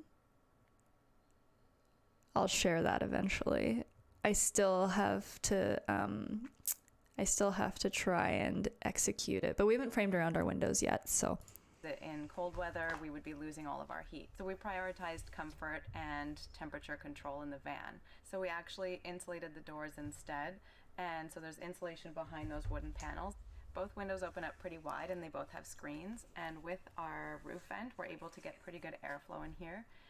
And then another reason why we didn't put too many windows is because we like it to be dark when we're sleeping. So we actually have a double curtain rod system. The inner rod is for our black. I'm a little bit of the opposite. I want to embrace my circadian rhythm and have the light. So when it's dark, I want to be sleeping, but when it's awake, I want to be awake. That's, I think, just a differing in values. Blackout curtains that we can put across at night. And then during the day if we want privacy, but we don't want total dark. However, if you're urban camping and there's streetlights, it might be a concern. Darkness, then we've got a lighter set of curtains that we can pull across instead. Over here is our solar power system. This powers... Oh, so they do have a system below the top load fridge, and then the pots storage, and then the system. This is cool. Okay. Our fridge, our lights, and our roof vent. And it's also what we use to charge all our devices. We have 2 100-watt solar panels on the roof, and it's plugged into this all-in-one solar power generator. So it has the charge controller, the inverter, and the battery all in one box. And this one's called the Apex by Energy. And we can charge it a few different ways. We can charge it with the solar panels, we can charge it with the car 12-volt socket, and it can also be plugged with an extension cord into a regular wall socket. Cool. And probably the best thing about this is that we're going the extra mile in our build, and we're incorporating a, I forget the terminology. We are incorporating the ability for our alternator when we're driving to charge our battery system for us, so we don't have to manually plug it in like that. It's a lithium battery, so we can store a lot of power in a small, lightweight package. The other thing, okay, lithium is more expensive, but the nice thing about lithium and the reason why we went that way is that you can use greater than 50% of the power capacity. I'm afraid I'm going to butcher this because, again, electrical is not my forte. But because we plan on winter camping, also, lithium is safer to use in the cold. The batteries can get colder and not compromise the functionality of them over time. I believe they are lighter, and I think that you can get more power out of them in a smaller size, so it was a bit space saving as well. So this whole thing weighs only 25 pounds, and we're able to expand the system with other lithium batteries. So we do intend to plug another lithium battery onto this just to have a bigger system. We're probably also going to add a third 100-watt solar panel because on shoulder seasons when it's gray for long periods, we can struggle a bit to get enough power.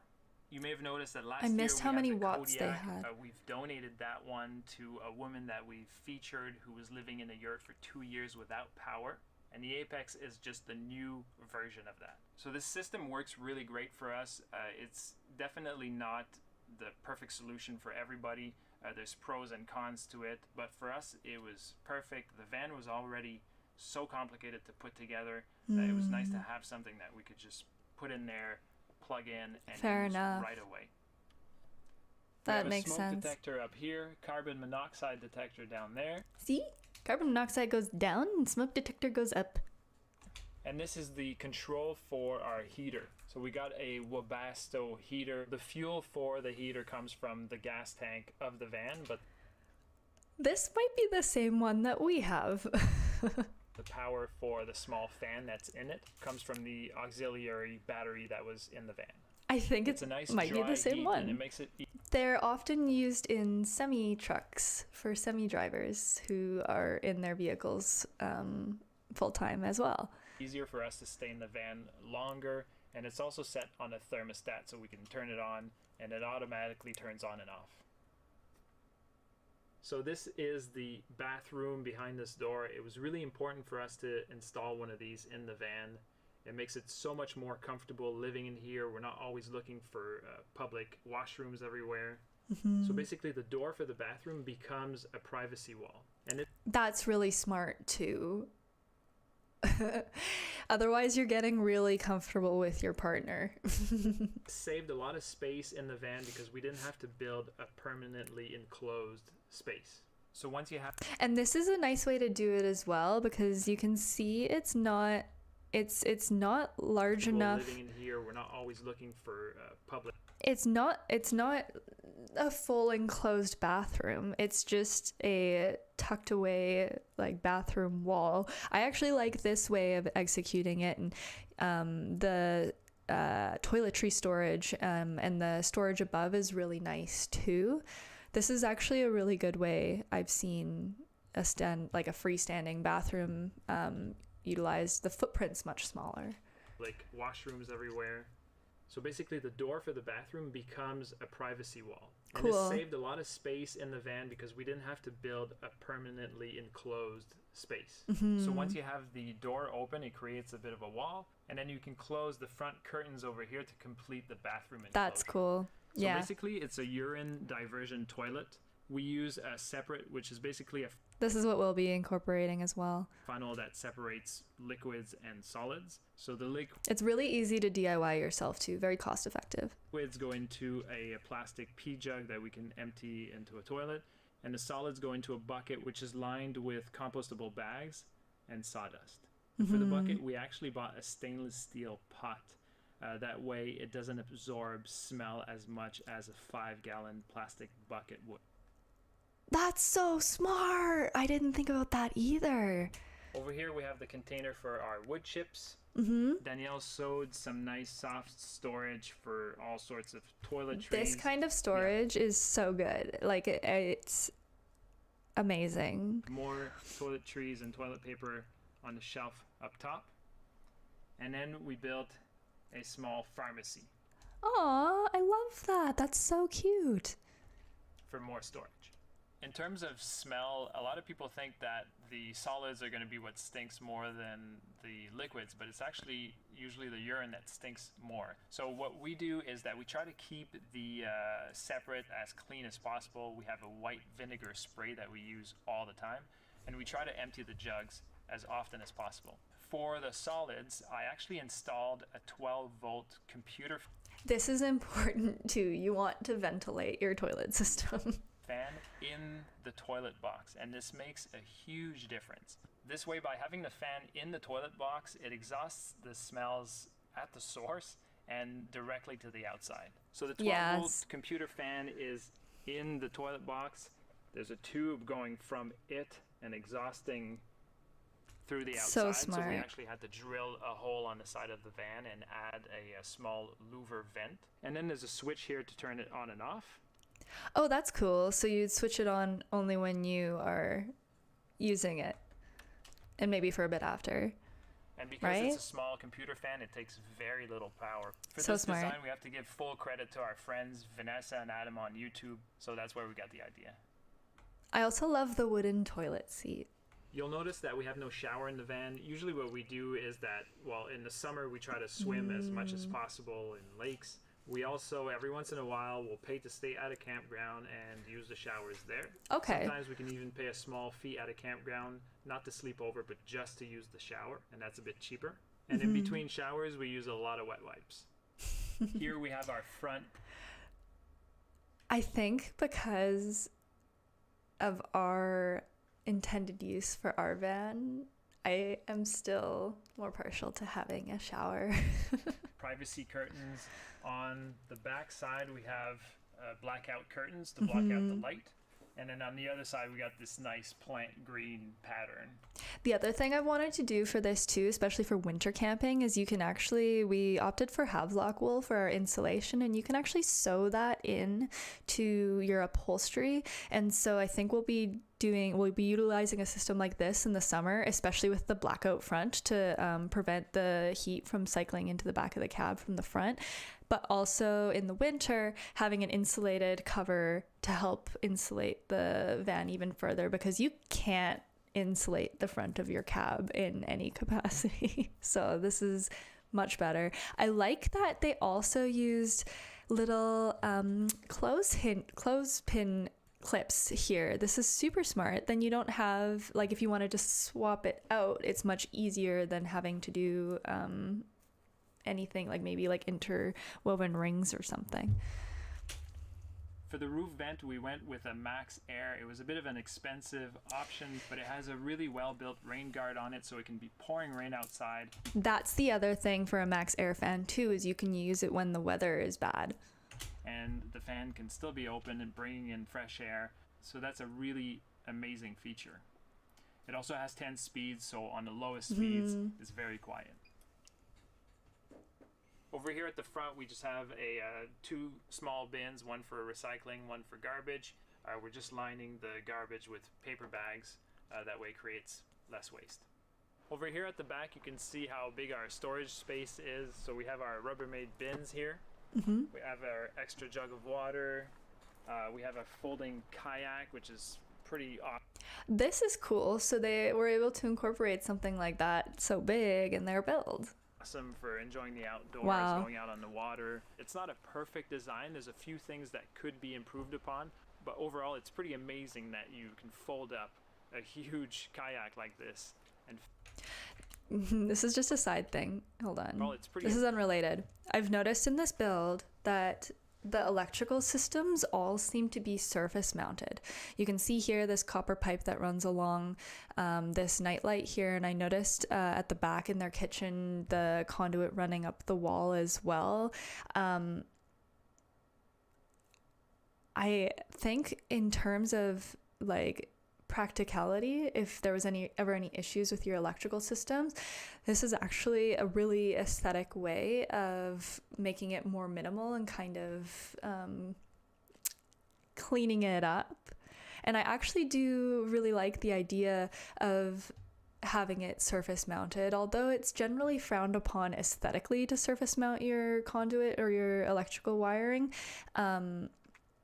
I think that the trade-off of not having to take your walls down if there's any issues with your electrical, it also, I think, would be a little bit safer because you know that the interior of the van like this here is going to be dry, whereas behind your walls there could be buildup of condensation, potential water leaks that you won't catch right away because you can't see it. So I actually think this is a really intelligent aspect of their build that they didn't touch on. This video is over in 2 minutes and it hasn't been brought up, but I wanted to flag that. Amazing that you can fold up a huge kayak like this and fit it into the trunk of a vehicle. And we have 2 folding chairs here and just plenty of space for everything we need.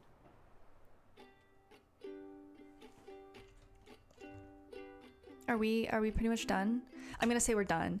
This is such a good build. My little technologist heart is so happy because not only is it like aesthetically pleasing, but they've really accounted for everything. And this is a really awesome example of utilizing as much space as you can and also executing so many interrelated components that all move around each other but work with each other harmoniously or synergistically in really awesome ways. Again, I'm obsessed with this bed. This is my favorite bed design I've ever seen.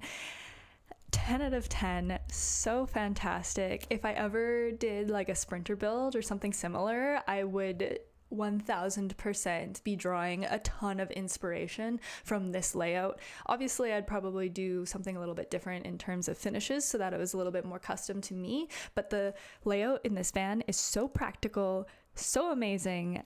10 out of 10. I love it. It's so good. Amazing. And let's move on here. So before we're done, before we get to sketching, before we get into Pinterest stuff too, because there's some other things I wanted to dig into a little bit, specifically options for interrelated or like integrated hidden toilet and shower solutions, because we've focused a lot on the bed. The kitchen layouts, I think, have also been very prevalent in the 4 tours that we've watched, but the bathroom hygiene options in the builds that we've seen are still not what I like or would want to do myself so much. The last one was really good with the privacy wall, but I still think their van has a bit more space than ours, so we need to still condense down even further. So as I mentioned, for us, for our shower, we want it to be hidden so that we can not have it take up space and have it be tucked away, because we will only be utilizing it for ski trips specifically. So we want it there. Skiing and snow sports are of high value to us, but it doesn't have to be available all the time. And that's the same thing with the toilet as well. The toilet is more an emergency option rather than a day-to-day use thing. I would much rather go anywhere else aside from in our van if it's available to us. But I don't want to be stuck in a Walmart parking lot at 3 a.m. and need to use the washroom and it's dark out in a city I've never been in before. So that's kind of the use case vision for those items. So this is where I'll turn to things like Pinterest to garner inspiration for some of those more specific things. And it's really good for specific things. I actually find Pinterest the most useful, I'd say, in the design development or the next phase, where we're actually starting to get more into what finishes we want, what products we want to put in, and also creative storage solutions, which is more in the design development space. Like, how can we design this linear cabinet with different components inside of it? Pinterest is amazing for that stuff. We have one more video, and it's 17 minutes long. I'm gonna try and brush through this one. I'm hoping it's pretty quick because 28 ideas for a bed is a lot, but I still want to watch it because I don't even know if I have 28 ideas at all. But the cool thing is when you're looking at something like the bed, because the bed is an anchor point in your vehicle and everything gets designed around it, when we watch this video and we see 28 ideas for how a bed can be done, we'll also see 28 ideas for how elements can be configured around your bed on a schematic perspective. So I think this will be valuable just to see different options for how we can kind of just orient the kitchen, how we could incorporate some kind of tabletop banquette seating or sofa seating, different creative solutions like that. Videos like this is good to just bang out a lot of ideas really quick. So I'm gonna run to the washroom. We're gonna watch this last video. We're gonna do a little bit of digging on Pinterest, and I'm hoping to get to sketching. So I'll be right back.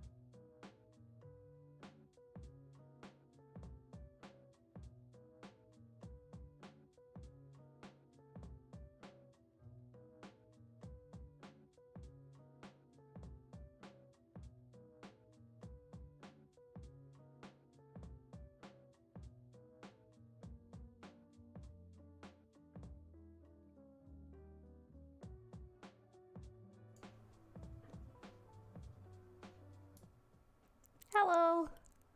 Okay, I'm back. Hello. All right. Let's just send it, I guess, into this last video. I've never watched this, so I hope it's good. I don't know what to expect. Telescopic lift mascara by L'Oreal Paris. We're worth it.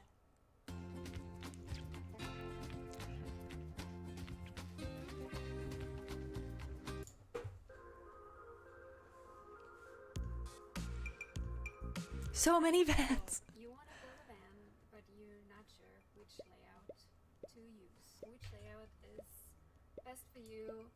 What is the perfect layout? But then again, what is perfect? Because everyone has a different sense of perfect. I've been looking at van builds for the past around 4 years just to get more inspiration and ideas. I've built 2 vans so far, one Chevy Astra and then this one with my husband together. And I just wanted to put together a video that kind of shows all the different layouts and their pros and cons, lay out the questions that you have to ask yourself.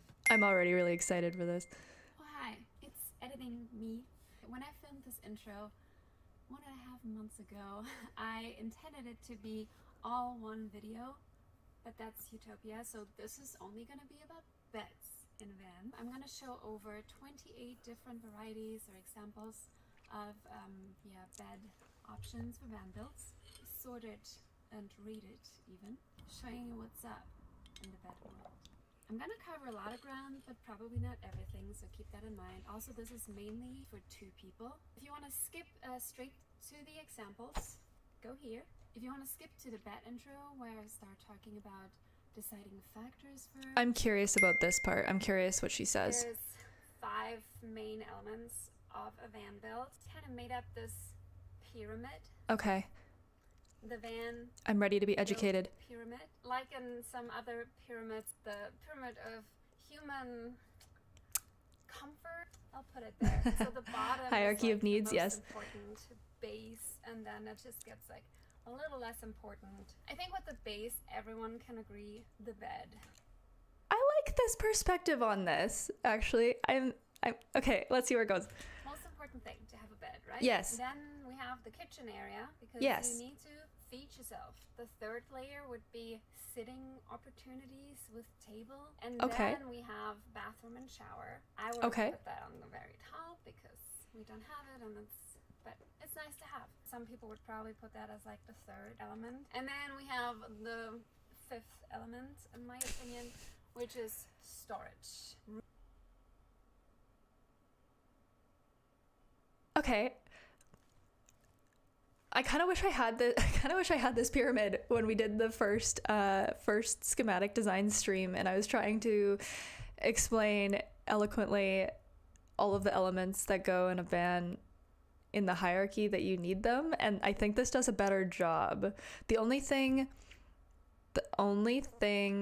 I don't know if I agree with is having storage at the very top. I guess it depends on her definition of storage and what that entails, but I absolutely think you require space for your clothes, for your toiletries, for your food. All of that I think is mandatory on the road. Like the way that I view it is like these are the like I think maybe we could swap storage with sitting opportunities and then bump bathroom to the top potentially. But I really like this perspective on it. It lays it out well. Room for shit. All the things that you want to bring. Let's start with the bed. The biggest and most crucial element in every van build. So now we are coming to the much important thing in the van, a good bed. Should I just skip horizontally placed beds because we can't use one? No, let's keep watching. There are a few deciding factors on what you can or should or shouldn't do. One is the size of the human. Are you small? Sleep horizontally easily. If you make the bed small, but you have to consider the resale value. Another factor.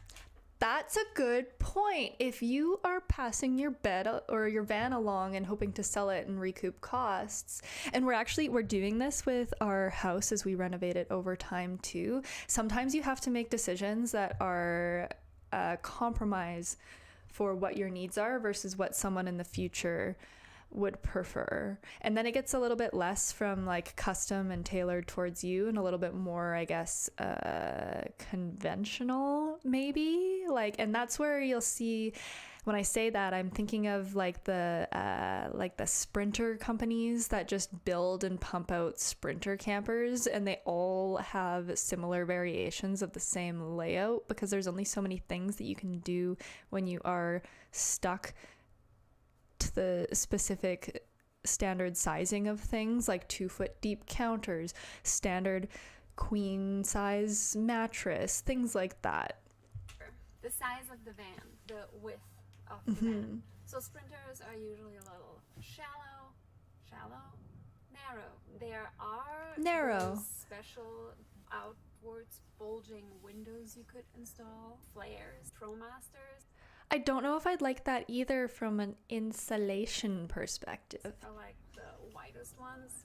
So with them you can build a bed horizontally, which is nice. And also length of the van, of course. There's also cons that come with longer vans. The biggest one is ease of parking and driving. Another one is how important a fixed bed is to you. Some people really don't mind the whole hassle of like putting the bed away and putting it up and all that every day. Some people really do mind. Everyone is different. There's a lot of hybrid options, kind of like what we have. Ask yourself.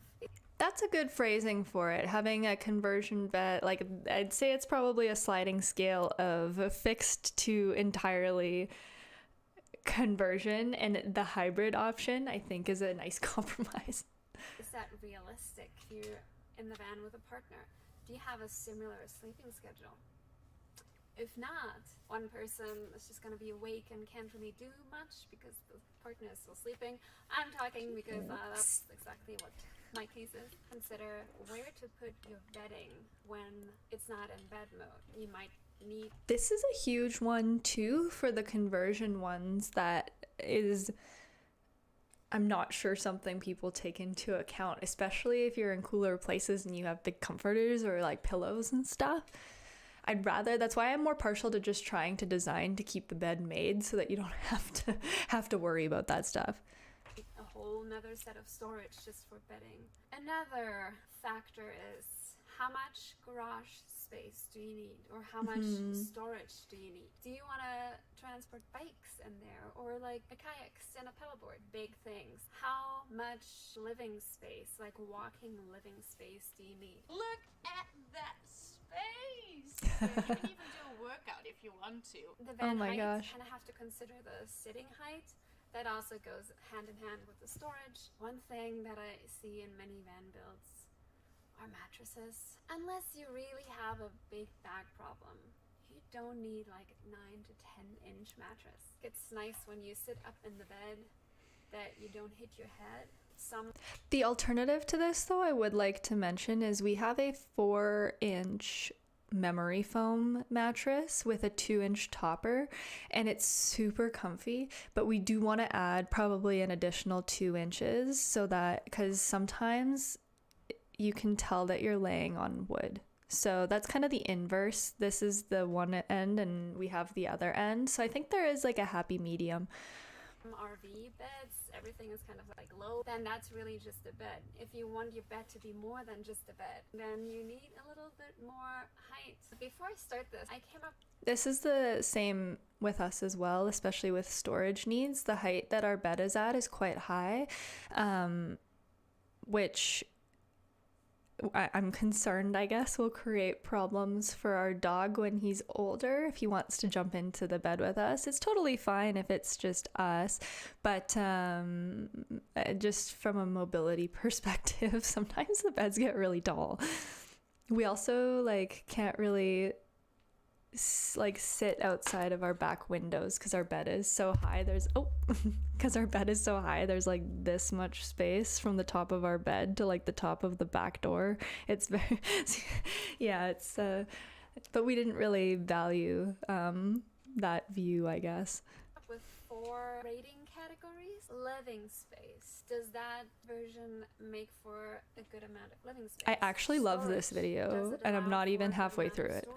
Easy, I just mean ease of getting to bed and getting out of bed, if you have to make the bed, build, how complicated it is to build it. That's just me, that's just what I think could be right. Subjective, you just kind of have to decide which of those 4 factors is most important to you. Here we go. Let's talk horizontally, this way. I think I'm gonna skip this section. I'm so sorry. I'm gonna link the full length of this video below when I include the highlight video of this, but let's just skip to vertical because the horizontal is not feasible in our space, and I would like to get to some sketching today. Options this way. Okay, Okay, so I'm going from fully fixed down to not fixed at all. There is, of course, the fully fixed bed. I wouldn't do that. It just eats up so much living space. I'm having regrets. I'm gonna watch the whole thing. I see it's going into like Murphy beds and bed lifts. And this is all, now I'm just curious. Now I'm just curious for my own sake, not really for the van project. Horizontally, this way. 1, the fully fixed basic layout. This is like the spot on viewing position. The easiest. Horizontal build that flips out. All I do is... Oh, I see this done a lot, and then they'll have banquette seating below. This is kind of neat, especially from like a compact space perspective. Back. Pull up the mattress. A bench that flips up, you know, like a futon, and like if it's in not bed mode, it's just up, and then it comes down. You can see it's kind of propped up right now. It's basically like a futon, and it's kind of like you can sit on it like that. That back end is so tall, it's almost at the ceiling. That must have been so that he could get a full-size bed in here. But that's so tall. Is that hard to push? You can sit up there. In and out? There's little tabs on each side of the bed. Just press those guys, and this thing just pulls out and then just lower down. That's cool. And that's it. That's really great if you just really want to maximize on living space and have all the different knickknacks. The vertical. I also like that like you can kind of have it as just like a casual sitting space too. Oh, we're already here. Okay, so I'm going from fully fixed down to not fixed at all. There is, of course, the fully fixed bed. I wouldn't do that. It just eats up so much living space. Make the fully fixed vertical bed.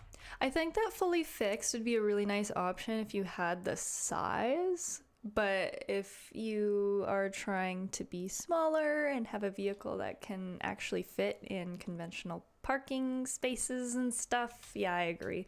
Bed and add some storage on the side to make the bed a little slimmer. We are planning to utilize the side storage. That's like the most storage option you could get. Another thing is a Murphy bed. That's pretty exciting. I don't personally like these. I don't really like them very much. I feel like when they're folded in the wall, you're pretty much just left with an open space. I think that the best use of a bed is to have it incorporated into a conversion system to maximize space, whereas when these fold into the wall, you can't put anything on the ground. Nothing can be in the way of the clearance. Maybe I'll see something here to change my mind. The biggest downside with that thing, however, is you don't have the classic under bed storage. That too. It's probably not the easiest to build. That too. They're very heavy, and I feel like if you were driving on like a rough road and stuff, like I would worry about like the weight getting thrown around. Another thing actually that that is worth being mindful of too is weight distribution within your vehicle. This is actually I'm getting into this a bit with water tanks right now as I'm trying to decide which water tank we buy. Learning from trying to fit our 400-pound 16-foot diameter steel dome in the back in the garage on the one side, it sunk our van so much. And I know water can be very heavy, and I would imagine the millwork system that you would have to build to have a Murphy bed in your van would also be quite heavy. I don't like them. I don't like folds them. Down right over the counter. Bed folds down. I don't like them. And comes out.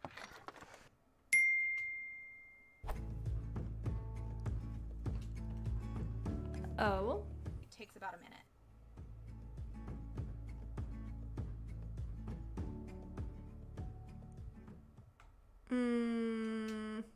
Okay. Okay, that one's better. That one's better. Yeah, okay.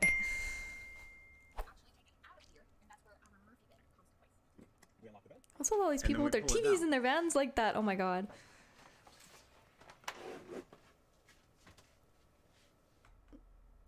I don't like it. I don't like it. Whenever you'd have to access the storage on the side here behind the mattress, if you wanted to get to your clothes, you'd always have to take your bed down and climb on it. I don't like it. Welcome to our bed.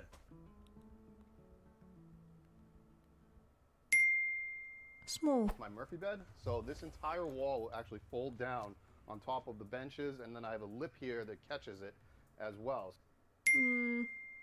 I have no problem sleeping east to west back here in the short bed, and Jeff sleeps in this pull-down Murphy-style bed. But then at night, it's a simple matter of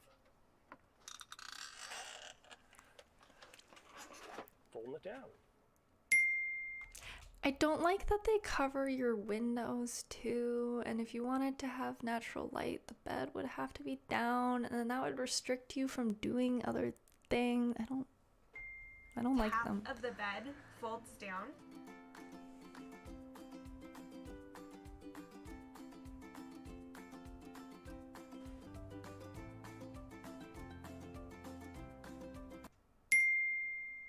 This is called a burrito bed, and it is supported by the table that holds over 500 pounds, and additionally this. So let me show you how it works. This section's so long. There's so many all the way to Murphy the middle. beds.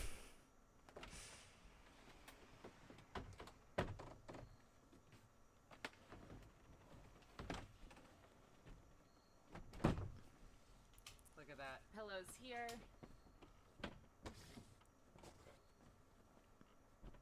And then in one of the drawers here is They're just so complicated too. Like if you are just if you're new to building, and like this to me seems like a style of, I know this YouTuber is a professional van builder, so I think for them it's fine, but I don't think Murphy beds are very approachable either.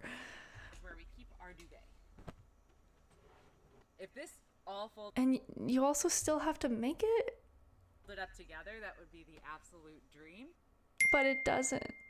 These panels But are it actually doesn't. insulated. I have another set just like this. And then a bed on a lift, so like an elevated bed that kind of. These are sick, but they are so expensive. The barrier to like the cost barrier for this is high. You have to be a high rolling van lifer to get this to work, I think. Like comes down Especially the motorized ones. and up. When it's all the way up, you have like sitting area there. And we literally have a bed in 5 seconds. I like them Negative. because you can keep everything made, and then it's just tucked out of the way with a button. But oh my gosh, I could never. Also in our van with the fiberglass top, there's no way. There's no way to support that. You need like a Sprinter or one of those higher like cargo vans. Part about that is Oh, I like it. Yep. excuse me, I'm on the edge of my seat. What? And convert this system down into the bed down here, and yeah. And this is why I like these too. If you have a family, I think they're really nice for having multiple beds in a space. Have a bunk bed system. There is not much negatives. Yeah, the build might be a little tough. Yeah, and expensive. Wait. Wait, what? Might be a little tough. Wait, what? Oh, some builds have so much extra bullshit. I don't know. In what world do you need a jacuzzi? This would take so much power. The washer machine, use a clothesline. There's so many laundromats everywhere. Oh my god, it's so unnecessary. The hybrid fixed, not fixed, vertically extendable options. It could be slats that pull out. We have like this removable thing Hmm. in the front, so you can make the bed like 90 centimeters longer. I do like this one. I'm gonna be so biased. Could be like a flip-up table. It could be like a drawer that kind of extends where you can put the slats or just add the mattress. We're gonna set down the camera and put up a little timer to show. Yeah, this is one of the styles that I actually weighed at doing too, where you could pull it along. I just felt like from a construction perspective, it would be easier to do something different. I didn't feel comfortable taking this on. Exactly how long it takes to.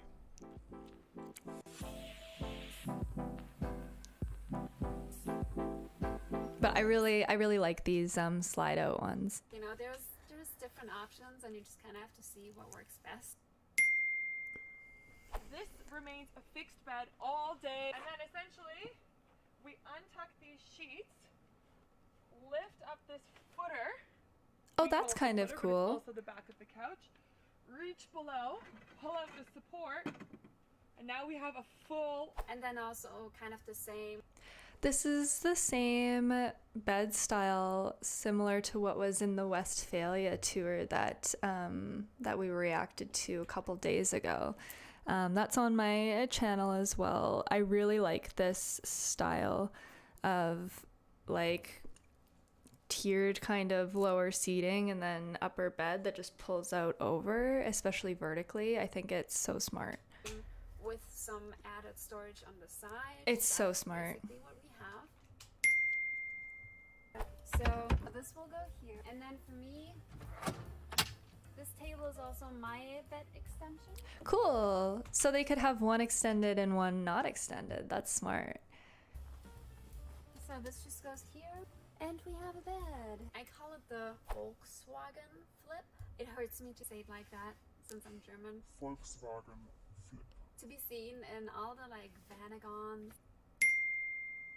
It folds up to a bench, but then it's also a bed. If you have to build it yourself, I think that's probably not super easy. There we are. It's like an accordion. More into the non-fixed bed territory. The one-sided bench with like slats. Very basic, which is great too. So this was like the one we reacted to earlier. Oh, but this is an L-shaped version. Interesting. Slide it across. That goes across to here. So the hesitancy that I have about this style too, especially in the way that he has it, is you're gonna get seams and you might get stuck sleeping on a seam. And if you're not using, I think memory foam's a little bit better at kind of not feeling that, but it's still not comfortable. And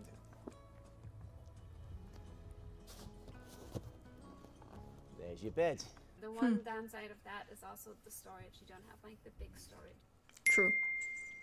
So this one, I've taken an old sofa bed, taken the hinges off it, and put them one here and one at the other end. This is just straight futon. And then this comes up in 3 sections. We just undo this, lift it up here, pop that up, and you've got a bed in 5 seconds. Ta-da! You can have like a table. We stick it in there, and then I sit down on my couch, and out pops my table. Building your online business? Go to Wix.com and set up your store on a single integrated platform. Stop.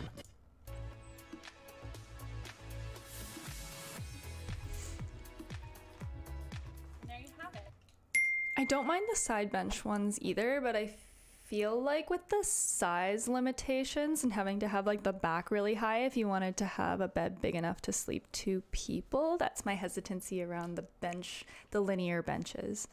I've made some big bolts. What? Pull out and down. And then the bunk bed slides down. That's kind of cool. Nice sort of sofa effect. The classic and very popular option that many people use is the 2 benches on the side with the table in the middle. And I think it looks great. I think this is really practical and it's very nice aesthetically, but I think that it's kind of likely the most annoying in terms of having to set up on a day-to-day basis and having to worry about seams on a day-to-day basis. You just bring up the dining table.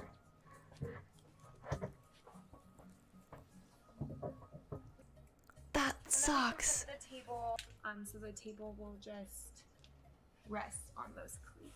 That sucks. That's so heavy and big. And also, look, she's trapped there. Oh. Wiggle these off. No, okay, so this is why I think that it is nice to invest in one of those like table mounts kind of that you see here that mounts vertically, which we talked about earlier, or having the DIY solution from the previous tour that we reviewed. This just seems so cumbersome, and then you have to store these, and I don't know if anybody's ever ridden in an RV and dealt with them just like rolling around and like clinking into one another, and it's so frustrating. Oh, I guess that's that solution for that. That drops down there. One.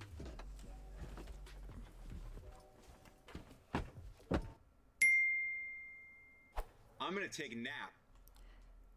Oh no, okay, this is the mount we ended up buying. Because I'm exhausted.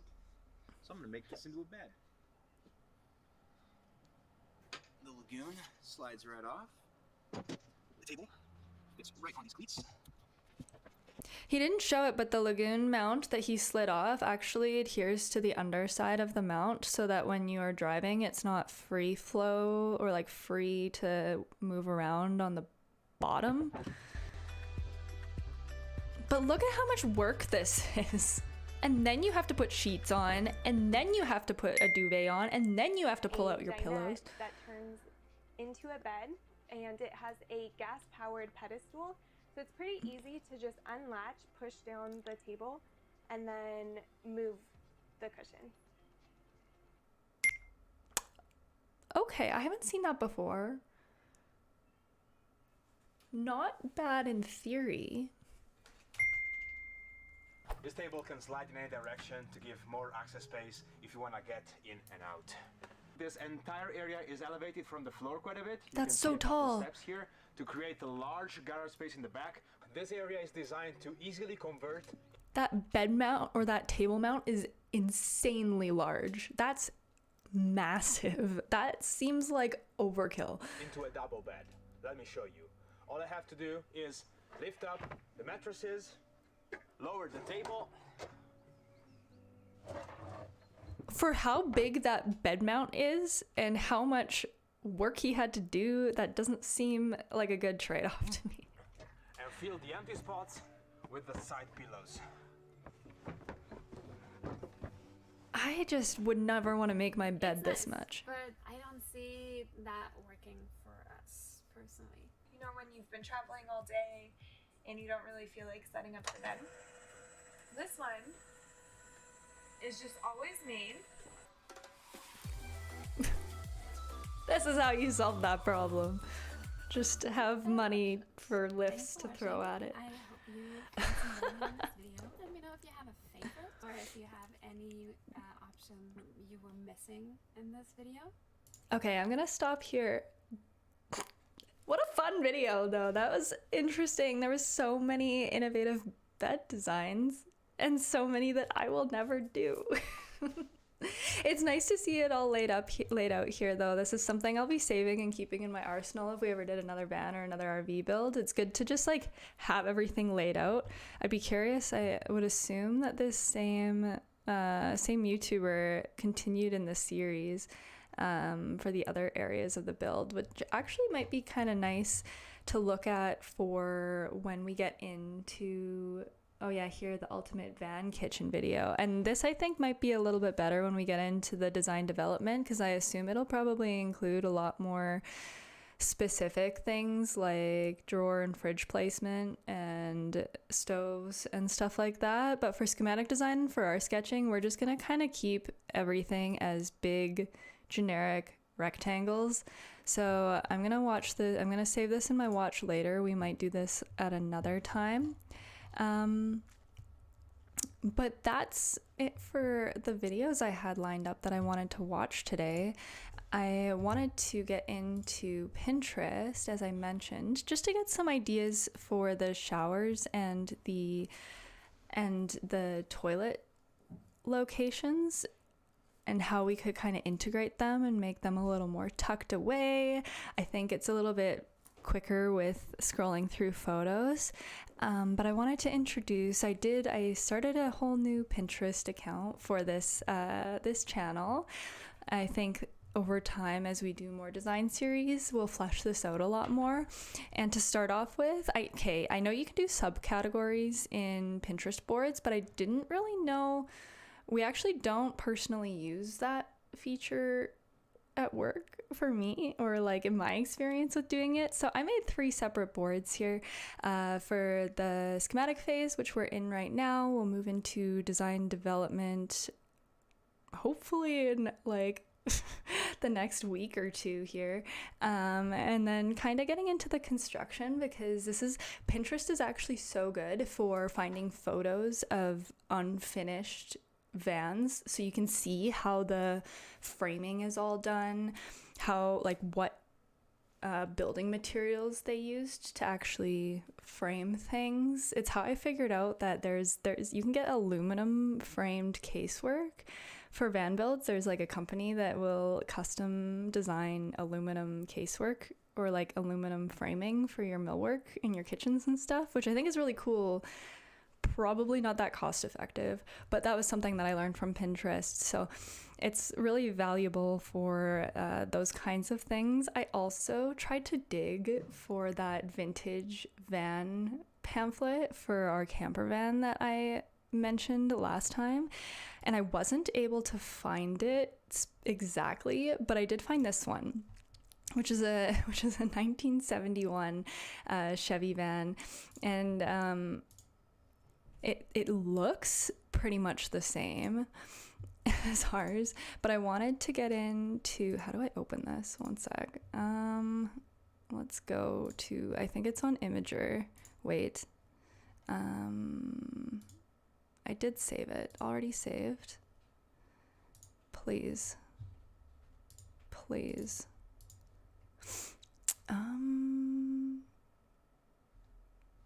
There we go. Oh, it's Flickr. It's on Flickr. I usually use Pinterest on my iPad, and the desktop interface is so different. It's really confusing. But it has, so here, I'll show here. There is 2 lengths, it looks like. I would assume this is maybe the G20 and the G30, or it's the G10 and the G20. I'm not quite sure. It also doesn't have the layouts labeled for what items are what. But you can kind of see in the zoomed out photo that this is obviously what they did for the bed solution. It was, I think it's a Westphalia style kind of accordion seat that like lays flat when you want it in bed mode. And you can kind of even see you can see in these 2 images from how it was constructed. I actually hate both of these layouts, because I think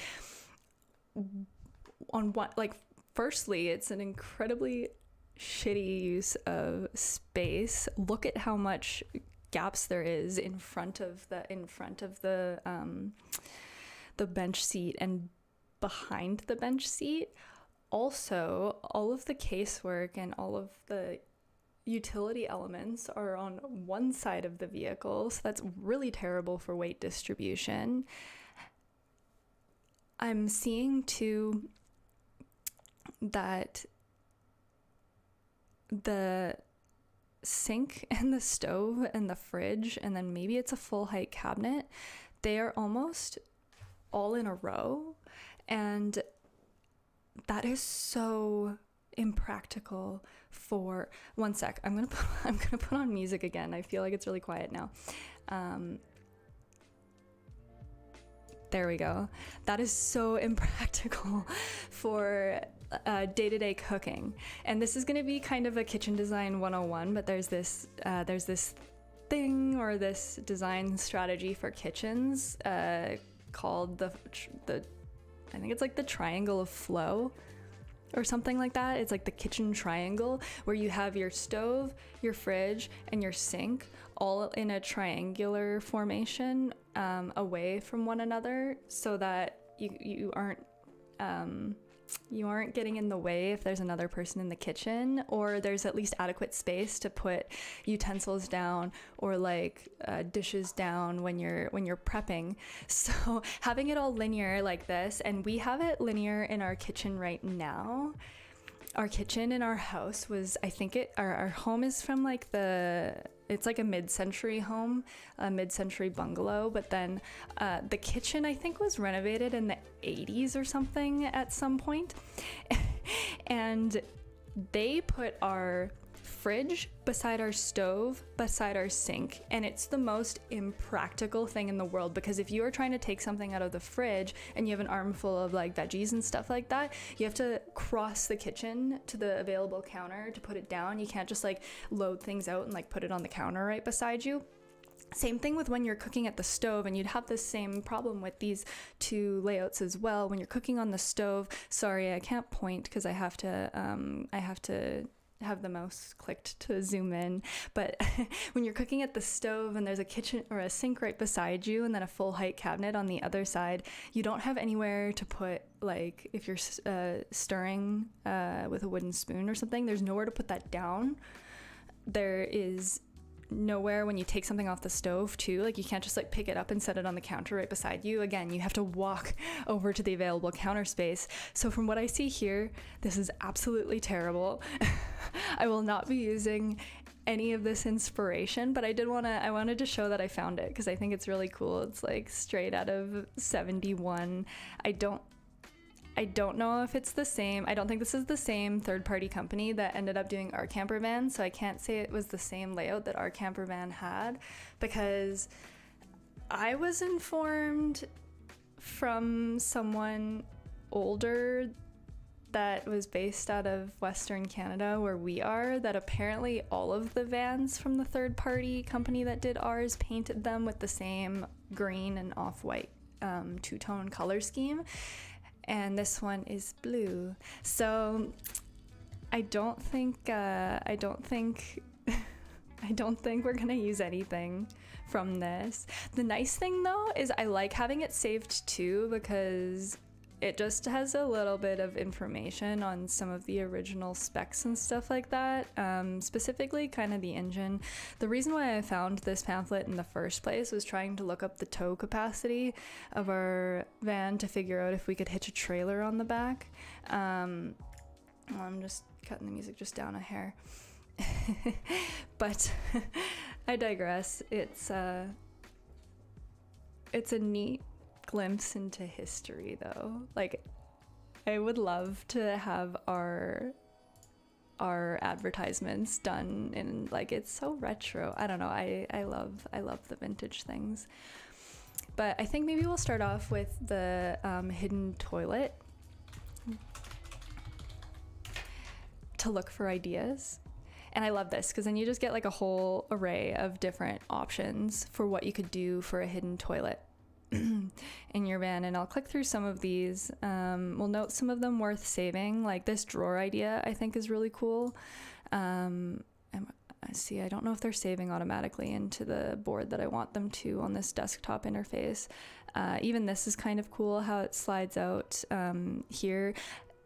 The hesitancy I have and why I'm not going to pin this one is it looks like it's within the kitchen millwork, and I don't want to lose real estate from storage in the kitchen area for something like this. I'd rather see it integrated in this one, like that's over here. This is on the side of the banquette. This one here even being in the full height storage instead.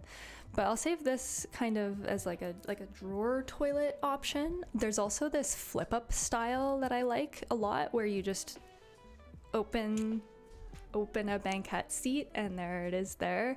This doesn't have the same, like in the tour we watched previously where they had the whole like full height privacy wall. This is again one of those options where if you're not the only one living in the van and you needed to use it, you'd have to be very comfortable with one another. But I'll save that too. What else do we have here? A lot of drawer pullouts. Oh, here's another pullout one that is just in a banquette. The reason why I wouldn't save this one, from what I can see, this step in front of it looks fixed. So I don't really know how you would utilize, how would you use the washroom with a step this high? You'd be like borderline like squatting almost. Not gonna save that one. We'll save a couple ideas though. But it seems very common to have either the pull-out drawer or the flip-up top. And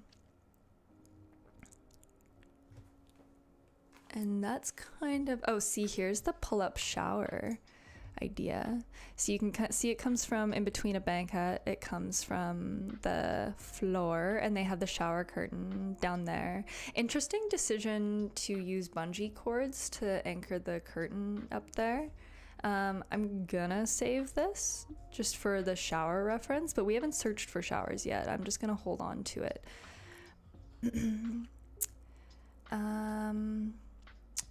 What else? Is there anything else groundbreaking? I've seen this style too, where it's almost like it's a fold down bathroom almost, where it's got the toilet, and often it'll have the, oh yeah, down here has this too. It has like the toilet and then the shower pan at the bottom as well, and then you pull up the curtain and hook it on the roof, but then the top all folds down and then it's compact into one. It could be a bench. I've seen it also folded into just kitchen millwork, full height kitchen millwork. I like it. I'm more partial to putting it into seating or like benching, because I don't think you need that full height that you would if you put it in your kitchen. I'm gonna save this. There's a chance we could incorporate it somewhere. See, yeah, here it looks kind of like a similar design here. And often the way I see it done too is the toilet is just, you pick it up and you move it out when you want to have a shower, and then you just put it back in when you're done. I don't think that would be terribly inconvenient, especially if you're only using, oh yeah, here's another drawer shower here at the front. And what I'm not seeing is where the sink is. Let's get into showers after. I don't want to dig down the rabbit hole. We'll get a couple more toilet ideas if we can find them. We might be close to maxed out. Okay, here's one I've seen in a lot of the vintage campers, where they have the toilet at the very back and it's hidden, it's concealed off by a privacy partition or like the full height millwork or something, but it's not like enclosed. There isn't a door. It's just sitting out in the open at the back, just exposed. This is an option. I'm not going to pin it though, because aesthetically I couldn't get over having it out, and also having it at the back like this takes away the option for rear garage storage and stuff. It would require the bed to be more at the front. You wouldn't get a back garage, and we'll still explore options when we do our sketching of potentially putting the bed in the front and looking at some other, maybe we can come up with a creative way to make that work with all the storage needs we might have. But oh yeah, see here's another example of it here. And turn this. So, and yeah, they'll do, oh, this one does have a door, and then it has a whole sink at the back. I just don't like that very much for what I feel like we'd need.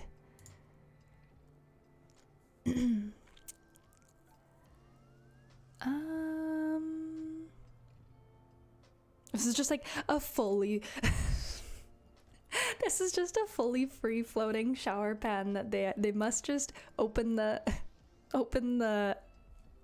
outlet or whatever on the side and just let the water run out the side of the van. Honestly, not terrible, but because we want to do it, we want to shower in the winter mostly, I'm gonna refrain from that option and having to have the sliding door open while we shower. That seems chilly. Seems a little cold. This one is so tiny. This looks like a toddler's toilet. How would that even work? Hold on, what's this? This one's kind of weird. Oh, it's like in front of the passenger driver passage to the front of the cab, and then you just hop over it.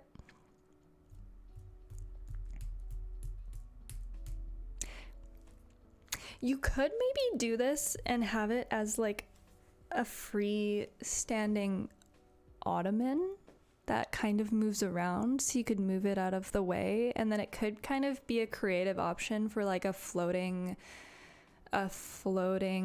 seat if you have other people in the van, or a potential footrest if you had a swivel seat and wanted to kick your feet up. Do I pin it? Or is it weird to have a floating ottoman that's a toilet inside? But if you get one of these like the portable toilet products like these ones down here where it's all contained, I'm gonna pin it. I'm gonna pin it just to see how it could potentially work. That could be interesting.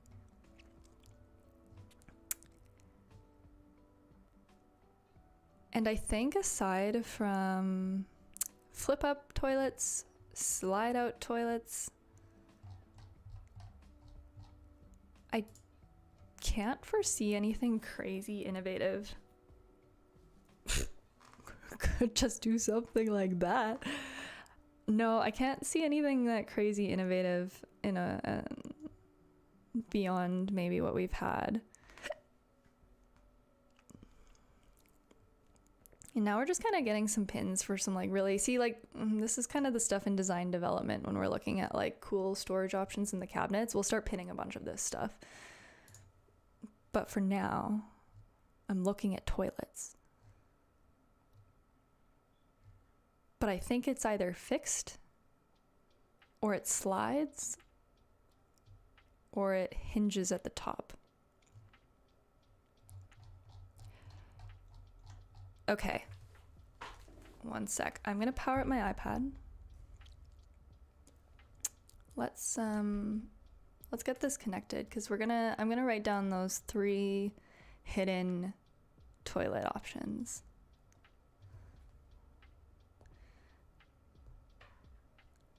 And hopefully it connects pretty quick. And while we do that, fixed, sliding, or hinged. Let's look up for hidden. 9. Hidden.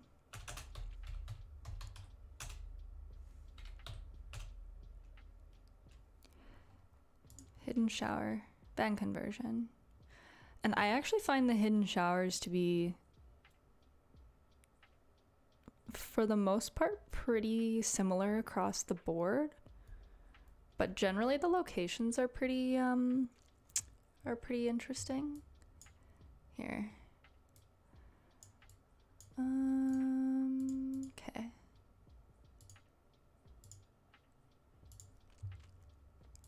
I'm bringing in the iPad. Okay. So I know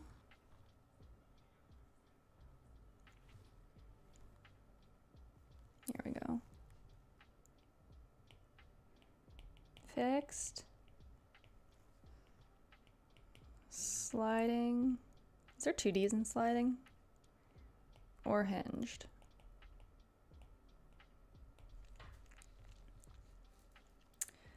And then with the indoor showers, we'll know when we get there what options we find for that too. I'll just make this a bit smaller.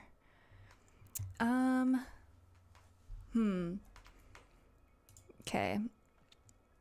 I've seen these ones like this that are in the floor.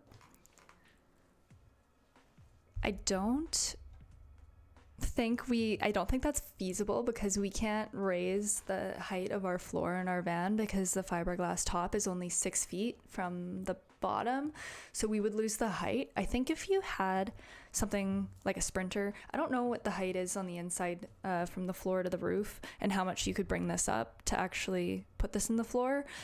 I also wouldn't want to actually like cut out and weld a shower pan in the floor. I've seen people do that too so that you don't compromise height, but I think for practicality's sake that's way over our heads. So we're gonna look at less invasive options. But we'll see.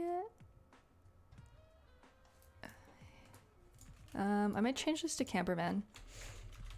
Hidden shower, campervan. Whoop.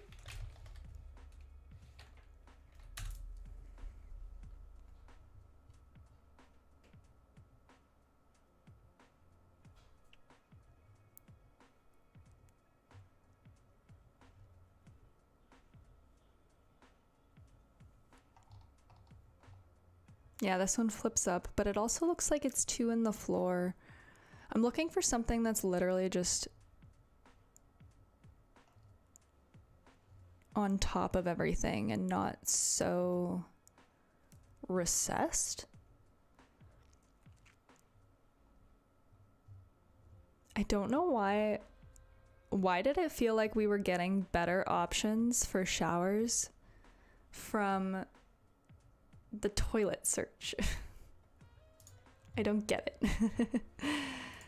Here, we'll go off of this one. Okay, so this one is a drawer that slides out from under the banquette seating, and that one seems super easy. I'm gonna just like go off of the recommended ones down here. Oh.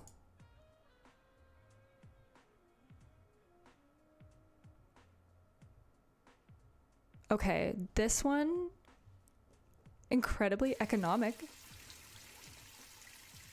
What I like about this one though is using the location of the max air fan or like the roof ventilation, so you can pull all of the condensation or steam out of the van.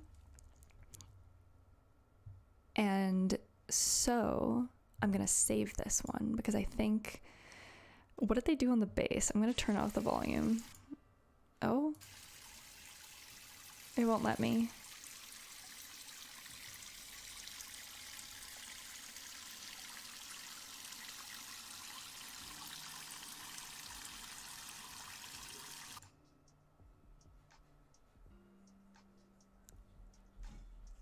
Is that even going in the bucket?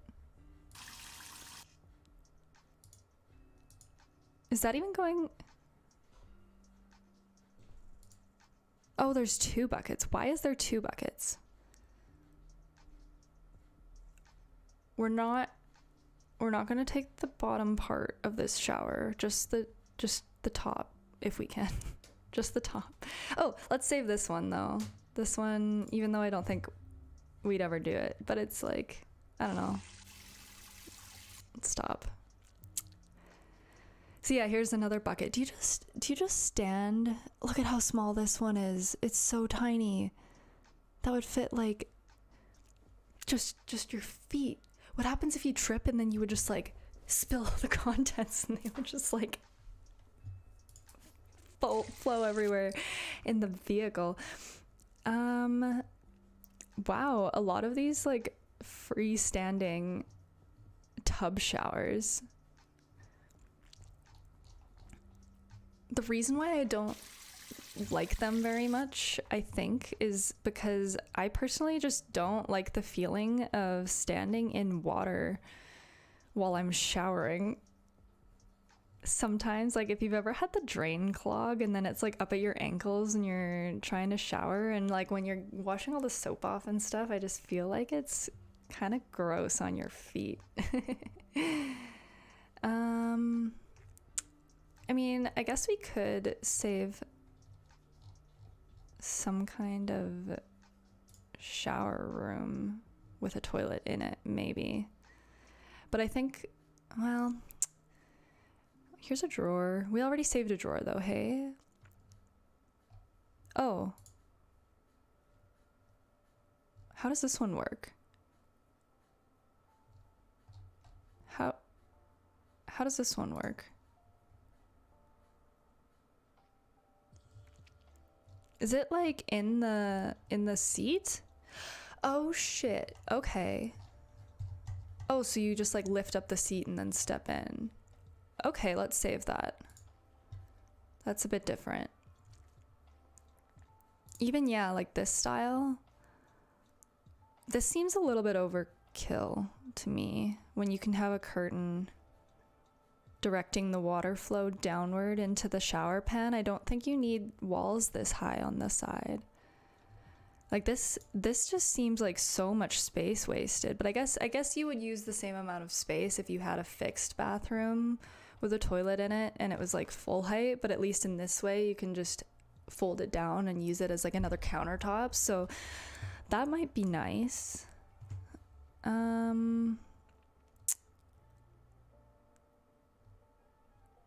See, yeah, like this even too just looks so tall and overkill.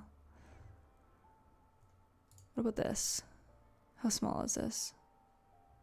I can't even see.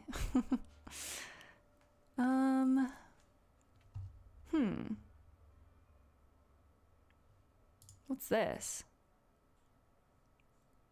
Oh, you step in and then I kind of like that they have all the storage here in the front, except this would be terrible. Oh, this is probably a tiny house bathroom. I was gonna say this would be terrible in a vehicle because this would all come flying out. There's nothing covering those shelves.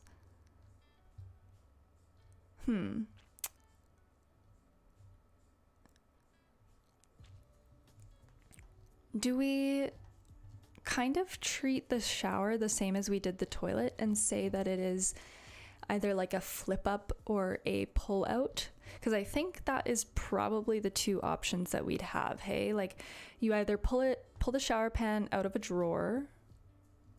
That could be like at the base of your cabinet, like your millwork. The cool thing too, actually, about having a shower that pulls out of a drawer, like out from the floor, is that traditionally or typically in a kitchen build, the cabinets, the toe kick, I'll show you what I mean.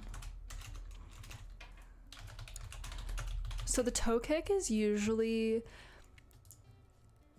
actually there's a drawer right here that does it. The toe kick is that part at the base of your cabinet, like underneath here, and it's usually 4 inches high or so. And that's just so that when you're standing, it's a bit comfortable, like more comfortable to work at the counter with your feet pointed inward, hence the name toe kick. But you could utilize something like this with the toe kick and have the shower pan pull out from underneath, which could be a cool option. You might have to make it a little bit taller than 4 inches though, just to have enough clearance for the shower pan and for like a lip or an edge for the lip or an edge for the shower curtain to stick to. Or like, I don't know if you'd magnet it down, maybe, is what I've seen. That's probably the easiest, quickest way to do something like that.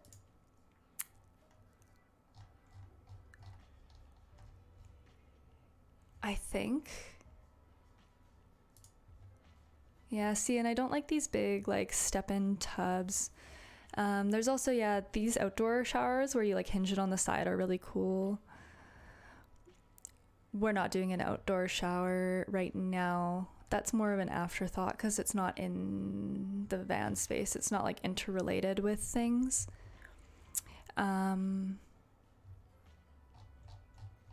Hidden showers are not super common, hey?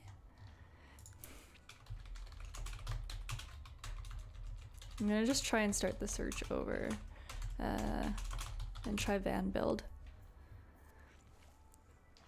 But we're getting like the floor plan ones where you like pull up the top. And the step-in ones that take up a whole cabinet. I'm personally vetoing, I'm not even gonna pin that though, I'm gonna veto it because we don't have enough space in our small van. If we had more room, more length than just 10 feet, I think that would be cool. But yeah, I pinned this one. And this one's cool because it just comes up the floor. There's probably like a cover that just sits on top of it. And then when you want to use the shower, you just move the cover out of the way and pull the curtain up. And then the other thing about these hidden showers though that I want to note that's a little bit inconvenient, but it's the trade-off I think we're willing to have, is you can't store your shower curtains or put them back down in a confined space like this until they're completely dry. So if they're stored wet, there's concerns for mold, like mildew, whatever. I don't know the difference. It get gross, kind of weird down there. And so you have to leave your curtain up till it's completely dry. That's the attractive part, or like the attractive nature of using this one that we pinned here, where they use the air fan at the top for their shower, because then you could have the fan running and that would pull the air and cycle it more and hopefully dry it a little bit quicker. So I like this a lot. And keeping in to account where our max air fan is, in our van build specifically, it's almost right in the center. If it's a 10-foot long van, it's like 5 foot to 5 foot, kind of to the middle almost, or maybe a little bit closer to the front. But I will say we were able to utilize, can we just like pull? I don't know how to use it on this interface. If I have to go through and manually add these one by one into schematic design, that's, oh. Why can't you pick the board at the start? I'll do this after. I'll do this off stream. My dog is losing it. Someone's home. One sec. But I think this is probably enough ideas with like integrated toilets and shower options that we can probably get to a little bit of sketching. We'll start a little bit of it today. I think I'm gonna sketch 2 for today, and then we'll start next time and we'll try and sketch 2 more after. Maybe I'll pull some more stuff from Pinterest to talk about next time. Maybe we'll start with another tour just because they're fun to watch. But I'm gonna get going here. We'll do a couple sketches. I'm gonna make this really big. And then we'll start with 2 sketches this time for today. I already laid out on my iPad here. Let's make this as big as I can. hold on. I want to like really stretch this. Okay. So I have page 1 and page 2 anyways. I already set it up to do 4. And as we noted last time, as we noted last time, we are constrained by the width of our van. Our van is too narrow to do a horizontal bed across the back here. So that is no bueno for us. That's not happening. So the way that I see it, because of how the bed or the van is we have 3 options. We can do horizontally on this side, horizontally on this side, and horizontally at the front here.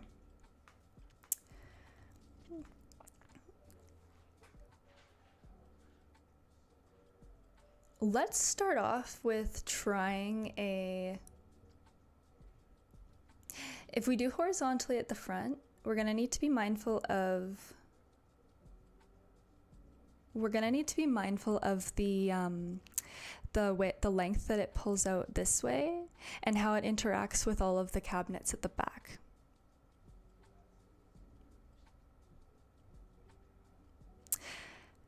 And this is just sketching, so let's just figure it out through sketching. I'm going to erase all of this. I'll make my line weight a little bit bigger too. So if we did a bed that went this way, and see the problem too is like I don't really know the exact dimensions. But the nice thing about the schematic phase is we're not really going to concern ourselves with that right now. But if we did the van this way and we could do 2 options here for the sofa. And maybe we'll play with those. Let's do 2 options with the bed up here today. And figure out the best of both of those options. So I think that we could do it as like a sofa style, where we have it as like a linear sofa and it kind of folds down the middle and then pulls up across the back like in the videos that we saw. And I'm so sorry. And this all comes in to fold up into a sofa.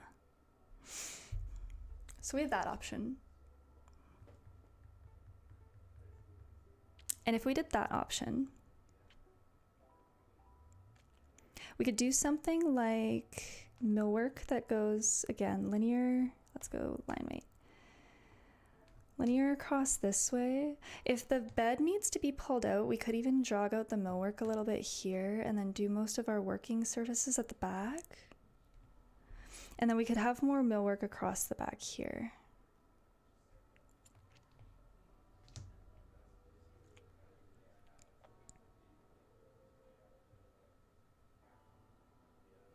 So I'm just going to maybe do some small.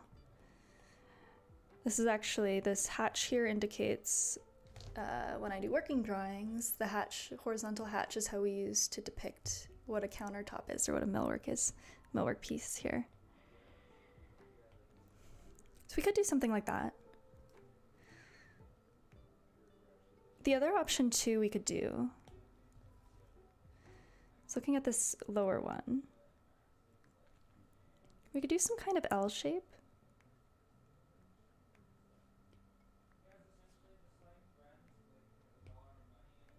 Where this piece here in the middle, this one here, is like slats that pull out. And then we could have like an L-shaped seating here, which might be kind of nice ergonomically. Sometimes L-shaped seating just feels a little bit cozier. We could do that. Here, let's do this.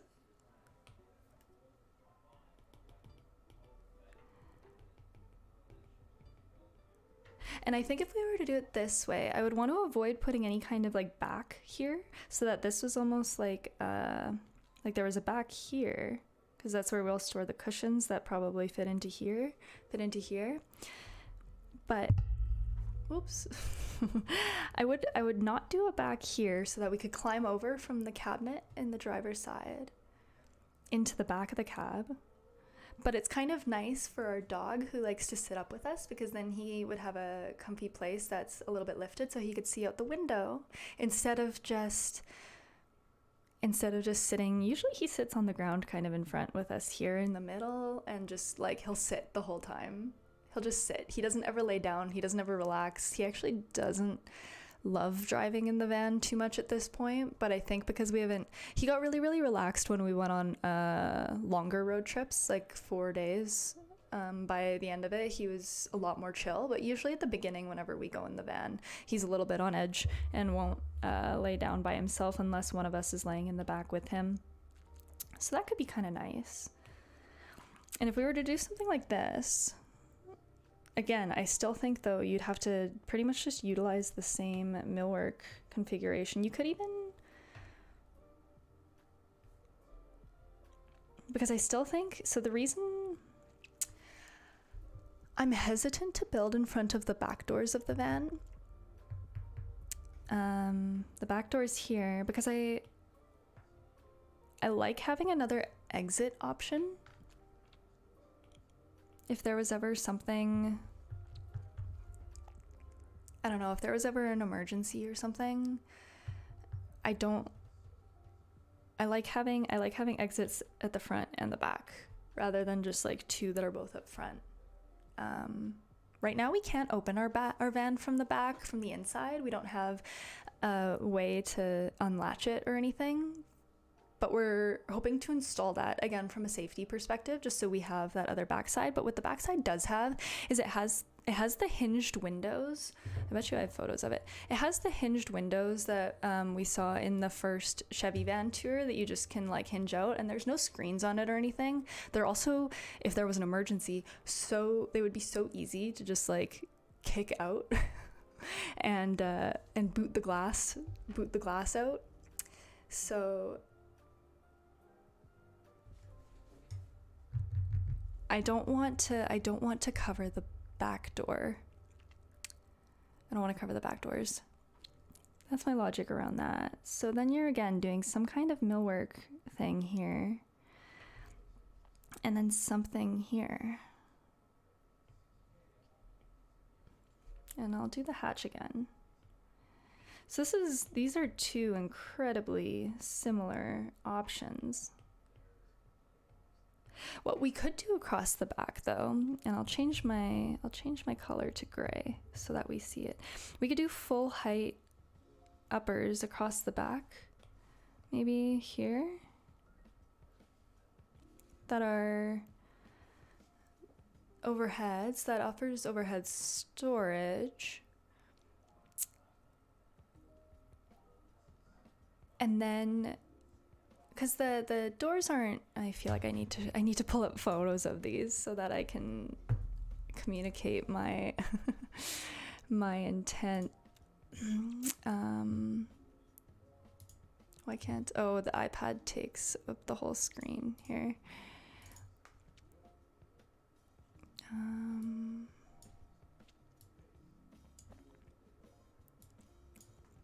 Here, this is a good photo. Oh. The doors aren't full height, so you could have uppers above here. You could even do something like have this lower millwork, this one here, maybe on this side, could be full height and be like a full height pantry or storage or something.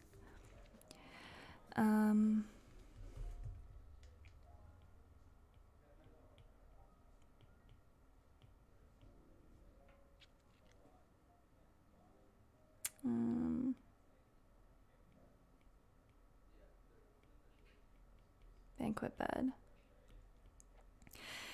And looking at these two bed options, the L-shaped one is a little bit more attractive to me because I don't really like working at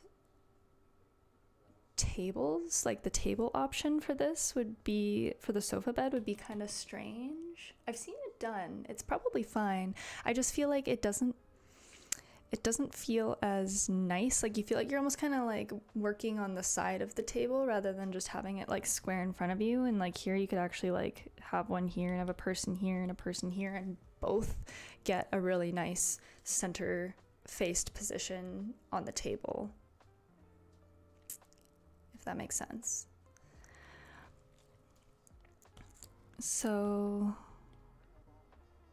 maybe I'll do that in gray as well.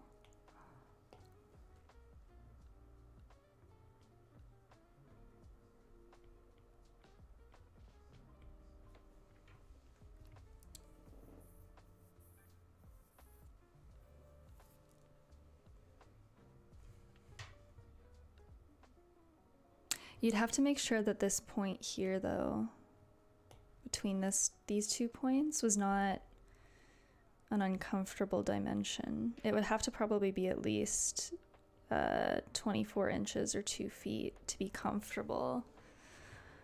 So I don't know what that layout would look like.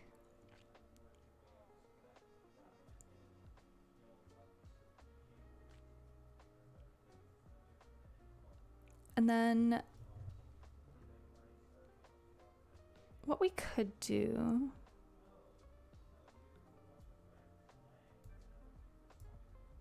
the other option for this design here, or for both of them, you could have one side of millwork deeper than the other. Like one side could be your kitchen work surface space, which is conventionally 2 feet deep. And then you could have the other side be 18 inches. I think if I were to do something like this, I would want this side here probably to be all kitchen. And then this side here to be personal storage.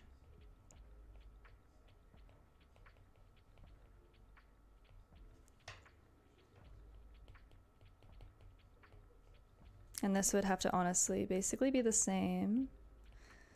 The only variation in this one is, for millwork at least, is the banquette.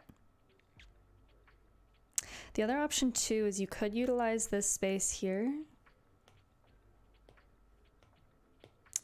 You could have this one here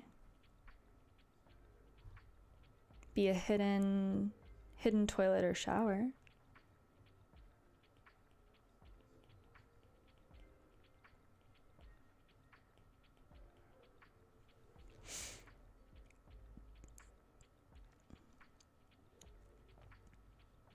And then it just like lifts up and pulls off. Let's pull this big again so you guys can see what I've drawn. Yeah, you could do something like that.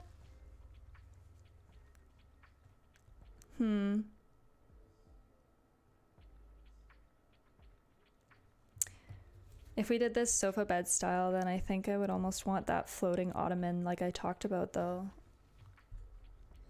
for like a footrest.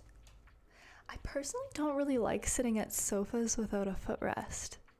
Is anyone else like that? I like to have my feet up. I work from home most of the time, and even when I'm working, I actually just really prefer to work like in a bed or in a sofa with like a footrest and just kind of, I don't know how good that is for your posture though. That might be terrible.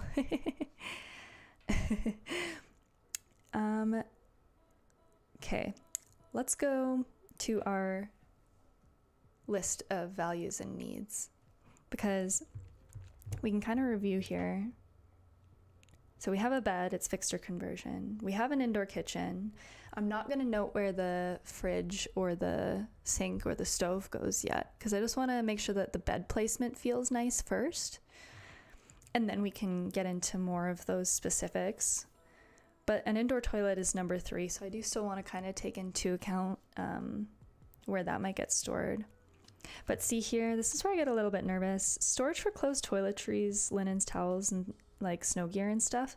That seems like we could probably fit all of that in this kind of full height personal storage here on this side.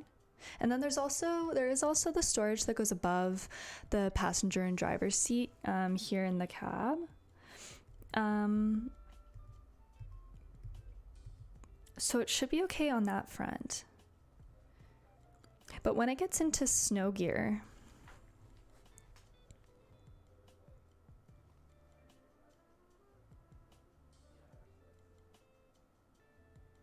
we could,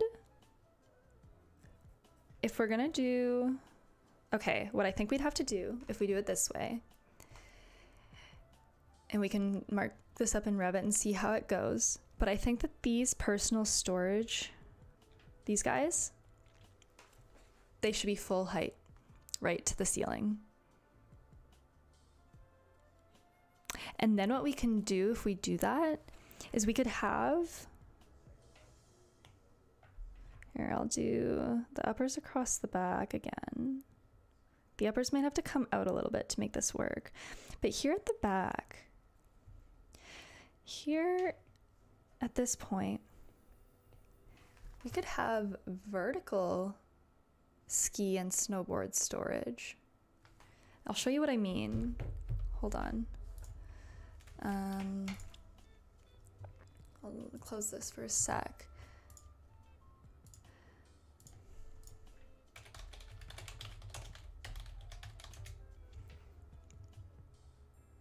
You could do something like this.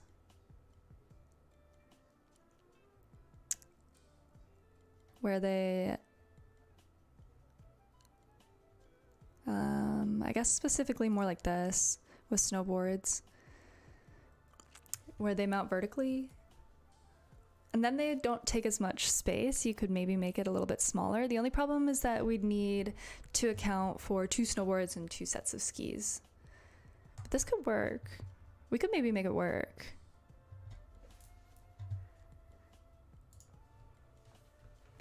I'm gonna note that quick. Can I get rid of my arrow? So we'll call it like a vertical storage garage, maybe? Oops, I don't like this.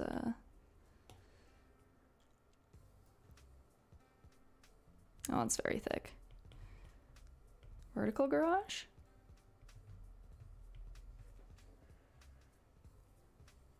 And maybe you could make it big enough that you could fit chairs in, but I still feel like you might be...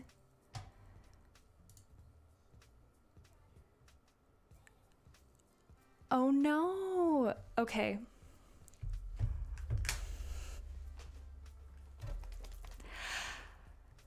I just got a notification that my computer memory is full. And I use this stream to record VODs and clips for my YouTube channel, as well as going live. I don't want to keep going unless I can also have the recording. I need to hard stop here. I need to hard stop. I'm so sorry. I'm gonna save what I have. And then next time we go live, next Friday, I guess, I'll have to solve this issue this week and figure it out. But next time we go live, I'll review everything that we've talked about today. I need to hard stop. I'm so sorry. I need this information recorded. So, it's been a good stream. I'm having a lot of fun doing this. I really enjoy this a lot. Hopefully next time we can get more into some more sketching discussions and then get into the Revit and talk about, like, we'll probably start talking once we pick some sketches that we like. When we get it into Revit, we'll start fussing around with like fridge placement and stove placement and stuff. But that'll have to be next time. So thank you so much for coming. Thank you so much for watching. Probably won't see the end of this VOD, I don't think, unless you're watching from YouTube. So thank you so much. I appreciate you guys, and I'll be back next time.